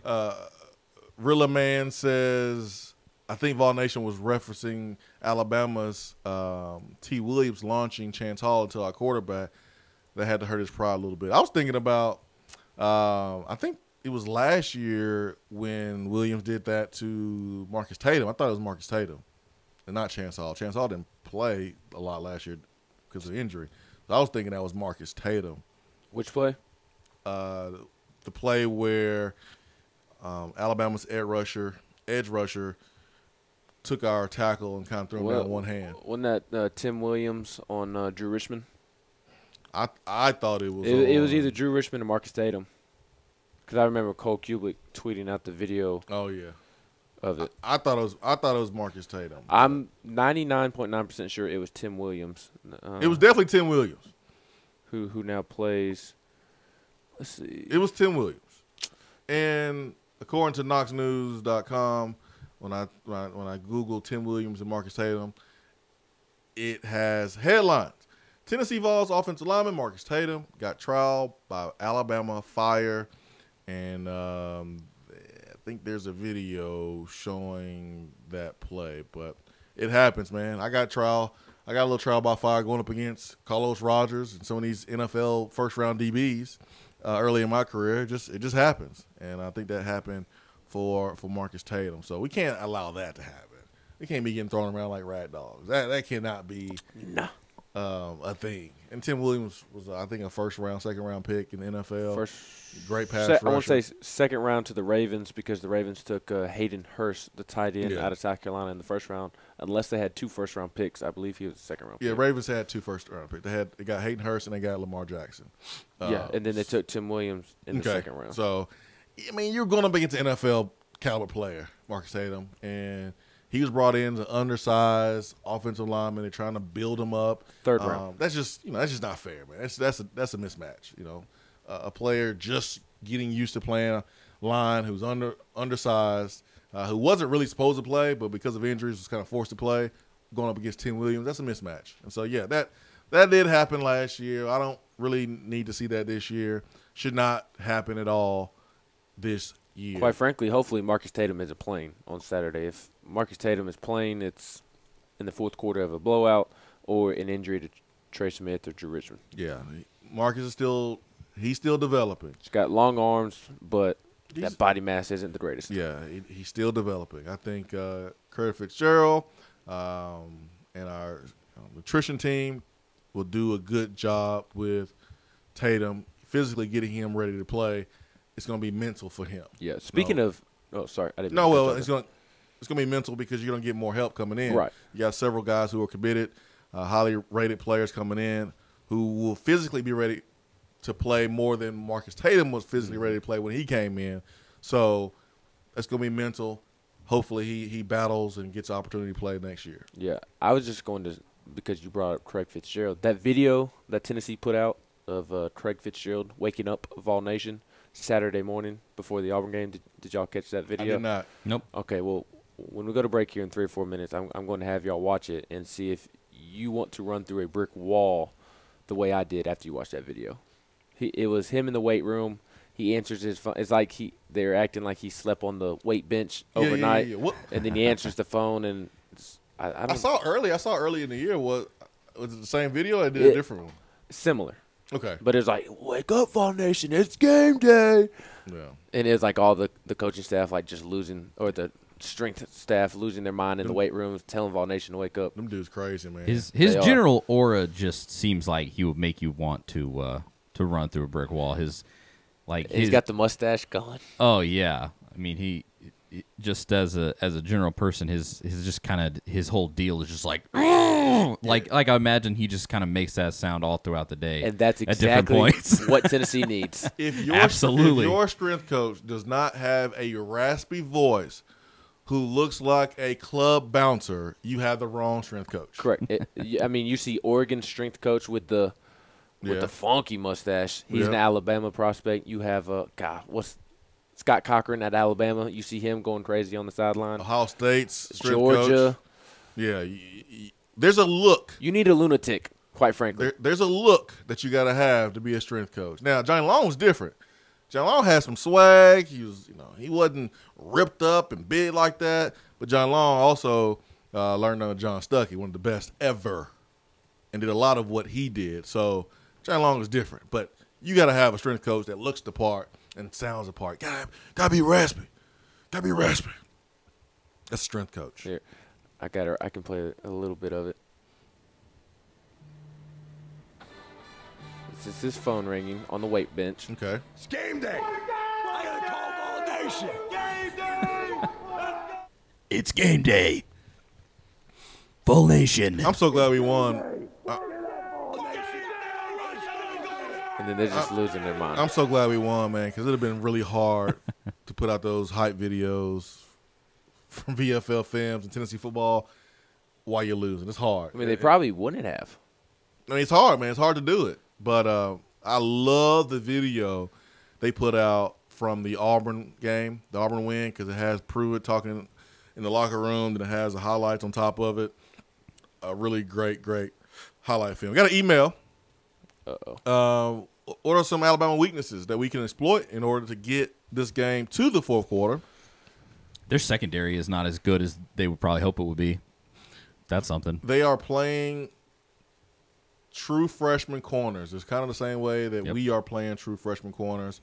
Alabama is playing true freshman corners. Now, Patrick Surtain, Jr., son of longtime Miami Dolphin, Patrick Surtain, he starts there for Alabama, number 2, and he's going to be a good player. But right now, he is he's a freshman, so he's in there. I don't know if Josh Joby is playing a lot, and he's a true freshman, but Trayvon Diggs is a junior. They don't have the same cornerback play as they had in years past. Now they make up for it because on offense they're more dynamic than ever. But yeah, that's how you get this game into the fourth quarter. Is you got to make plays down the football field. When Ole Miss beat Alabama in 14 and 15, you go look at those stats, those individual stats. You will see Ole Miss wide receivers with a great reception average, meaning they had some big plays. You can't have a receiver with 3 catches for 28 yards. That ain't gonna work. If you're gonna upset Alabama or push Alabama, you got to have some receivers with at least some 20 yards per catch type of average, because that will mean that you've gotten some big plays in the passing game, and that's what it's gonna take. It's gonna take more of Josh Palmer, Callaway, Juwan Jennings catching those 50-50 balls, and I'm all for throwing them. Nothing changes, I don't think. The game plan should stay the same. I know Nick Saban's going to make some adjustments. I remember when Lane Kiffin went down to Alabama in 2009, and before that, Lane Kiffin had found out that Jonathan Crompton throws better on the run. He lost that game early against UCLA, and you realize that, okay, here's a strength of Jonathan Crompton, throwing the ball on the run. So we started rolling Crompton out, and he was very accurate. Well, Nick Saban made an adjustment. I remember that year. He started bringing edge pressure in that game. He brought edge pressure to force Crompton to throw it from the pocket. I remember that adjustment. And so what type of adjustment would Nick Saban make to try to stop some of the success that Tennessee had against Auburn? Will they put a safety over the top of Callaway? When you look at the numbers, Jared loves Callaway. Do they guess and put a second guy on Jennings on third down? There's going to be some adjustments. How will Tyson Helton adjust? How will he play chess in this football game is the question. Swain Event, fueled by Dead End Barbecue, top 100 barbecue restaurant in America. Be right back.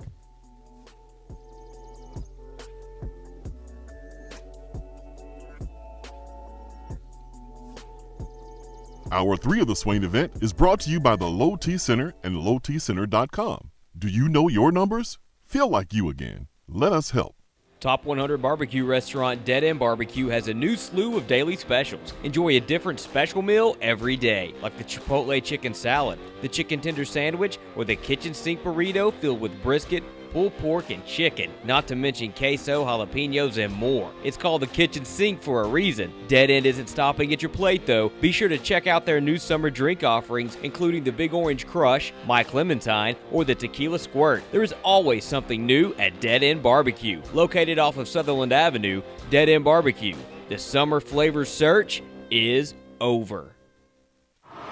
You're driving home, flashing blue lights in your rearview mirror. You pull over, step out of your car, and the next thing you know, you're being arrested for driving under the influence. Now what do? We all should be responsible. But remember, just because you're arrested doesn't mean you're guilty.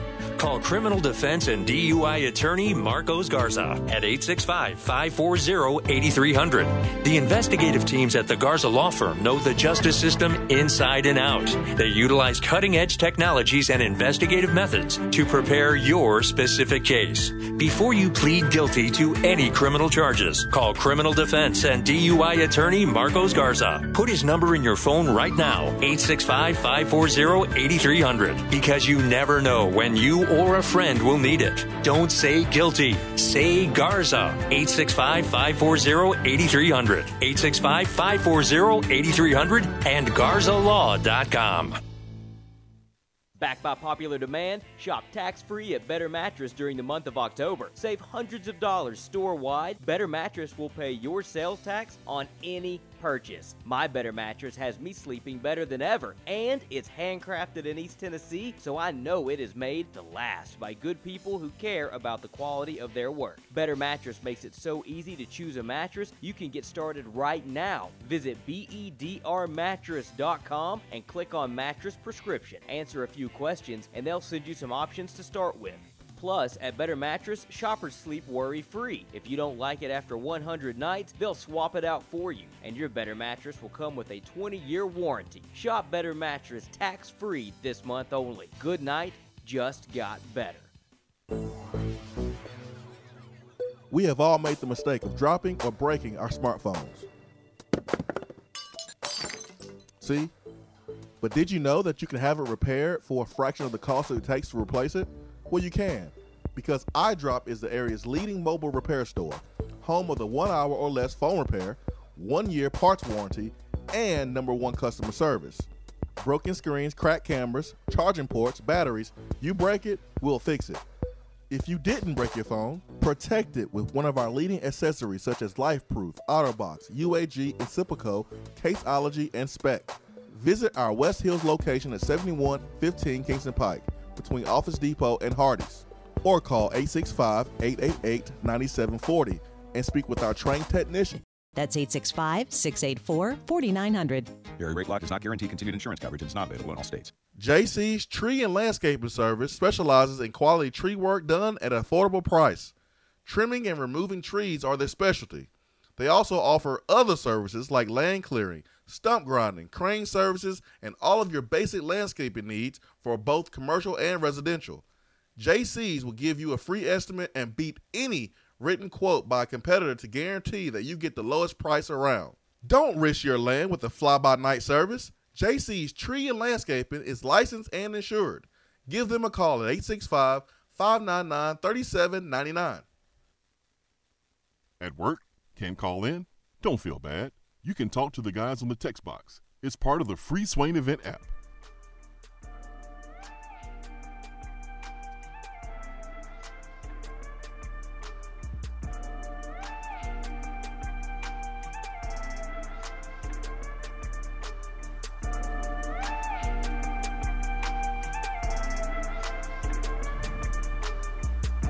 (865-250-503) B-Dry Waterproofing Hotline. Last segment of The show, 8:50 a.m., 100.9 FM, Rocky Top Sports. Charlie Burris and Benjamin McKee. Did your mom call you Benjamin? Only when I was in trouble.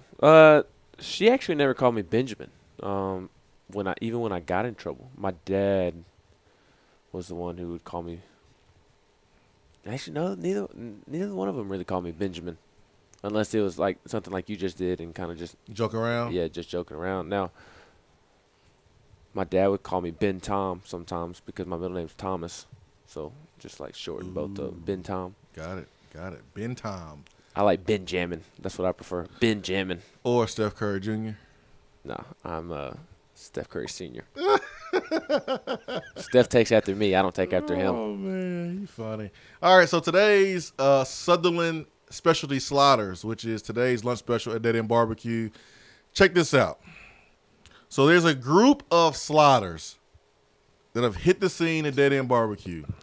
You have the Rebel Slider, and this is a beef patty with smoked cheddar, Dead End red sauce, onion straws, and chipotle mayo. That's the Rebel Slider. You have a Tender Slider, which is fried chicken tender with smoked cheddar, hot honey sauce, lettuce, tomato, ranch on top. You have a Brisket Horseradish Slider, which is their sliced brisket with creamy horseradish and pickled red onions. And then you have the Dead End Cuban Slider, pulled pork, smoked sausage, Monterey Jack cheese, beer mustard, and garnish with dill pickles. And then last but not least, the BB LT Slider, sliced bologna, bacon, lettuce, tomato, chipotle mayo. This is their group of 5 Sutherland Specialty Sliders that are part of the special today, Wednesday, October the 17th at Dead End Barbecue. So you get all 5. You don't pick one of the 5. Well, you can pick how many you want to. Mm-hmm. But the special is you can pick 2 and then one side. That's the special. But if you want to add on to it, you can. Okay, They serve and sell the sliders separately. I don't know how I would make a decision. All 5. Not fair enough. Slider flight. Give me a flight. Give me a flight of Dead End sliders. Give me everything. That's what I would do. To try it out first and kind of see what your go-to sliders are. But I think they should have a slider flight. That would be cool. It's an interesting concept, like beer. Yep. Like a beer flight. Let's do it. Yeah. Let's do it. I think I'll yeah, I mean, make that you know the suggestion. owner. Yeah. I mean, get in there and give him help his business out. That's what we're here for. I mean, let's do it. Let's do a slider flight. What's a slider flight? That's probably a stupid question. I probably already know the answer. Is it like Well, have you ever had a flight of beer? No, he hasn't. No, I don't drink. He hasn't started Man. living life yet. Go to any good beer establishment in this town and ask them for a flight of beer, and they will give you test tasting anywhere from like 4 to 6 beers of just different ones that you can taste. Oh, it's like the little dessert- tiny cups. At some restaurants, they come around with a little flight of desserts afterwards. And, Sure. Oh, I know what you're talking Yeah, about. it's like a small version of a couple different things Oh, okay. at That once. makes- I it's a know. flight. Yeah, so Yeah, like I a get beer flight would be maybe some dark beers and light beers and IPAs and strong beers and weak beers and all that, all of it in one. You get to taste a little bit of it at the same time. And then in this case, a slider flight would be all of the sliders I just mentioned on one plate. I like it. I think that would be great. I think. See, we I could knew do what that. you were referring to. I just didn't know that. I'd Sure never did. seen a name for it. Nice attempt at a save right there. Hey, it's all good, man. All good. All right, let's take a look at Facebook Live and see who is kicking up dust over there, and also take a look at the text box this morning and see what's going on here. DR Vol said it happened to Ron Johnson last week too. Thinking the fourth quarter, I think maybe getting manhandled there by a defender. Ryan says it might have happened to both guys. Honestly, we were talking about Fair enough. the Alabama edge rusher. It was definitely Tim Williams. It was definitely. It was Tim Williams, man. It looked rough. Let's see. Germany from Monterey says I think preseason for the 98-99 basketball season they were ranked top 5. Last time I remember, this much hype didn't live up to it then either. And East Tennessee Vol says here's an idea for a chant. Vols are orange. Pruitt has heart. Bama better not listen to Lyle's chart. GBO. I like it. Perfect. VFL 92, which coach did Bear Bryant never beat as a head coach? He has only tied him in 7 meetings against one another. Well, that is General Robert Nealon right there, who Bear Bryant said he learned everything from. He called him a better coach. Zell here says Tennessee by 50, but if Bama wins, their stupid fans are going to fill up social media with Lyle smoking a cigar. That will be just nasty. Honestly, it would be kind of embarrassing if Alabama puts out Lyle smoking a cigar. I think you're talking about Alabama's fans. It would be embarrassing. It would. Because the reason I would not feel bad if Lyle smoking a cigar. No. He's jumping on the bandwagon. Yeah, and there's absolutely no way Alabama's official Twitter account would tweet out a picture of Butch Jones. We know why Butch is there is because his agent called in a favor to Nick Saban. Was like, come on, man. Can you babysit for a year? Please. Hey, come on, my client. No one wants him. Literally. Please, can you just let him just hang around a little bit so he can learn a little bit about about being a coach? His other option I won't feel bad about Bush. High school receiver coach. I would not feel bad about Bush smoking a cigar if Alabama wins. It wouldn't bother me one bit. It's not like Alabama brought Butch in to be a real coach. They didn't. Dunval says, said it on Twitter, it would be nice to hear 102,000 fans screaming the Nashville Preds goalie chant. I think, Charlie, you brought that up earlier. Needs to happen. We did, Susie Bell, I think we did talk a little bit about Tyson Helton yesterday, the difference between him in the box and him on the sideline. I think he has a better feel. I think he get a chance to look into the eyes of his players and kind of see what they're made of and how ready they are for the moment. If you looked in number 15's eyes, you knew that he was ready to go, and you made it a point to get him the ball on third down or any down because you knew he was ready to play.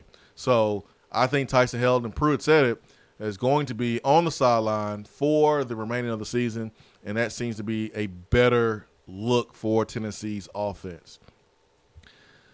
Got about 45 seconds left in today's show. Any overall thoughts, gentlemen, before we wrap up today? Charlie?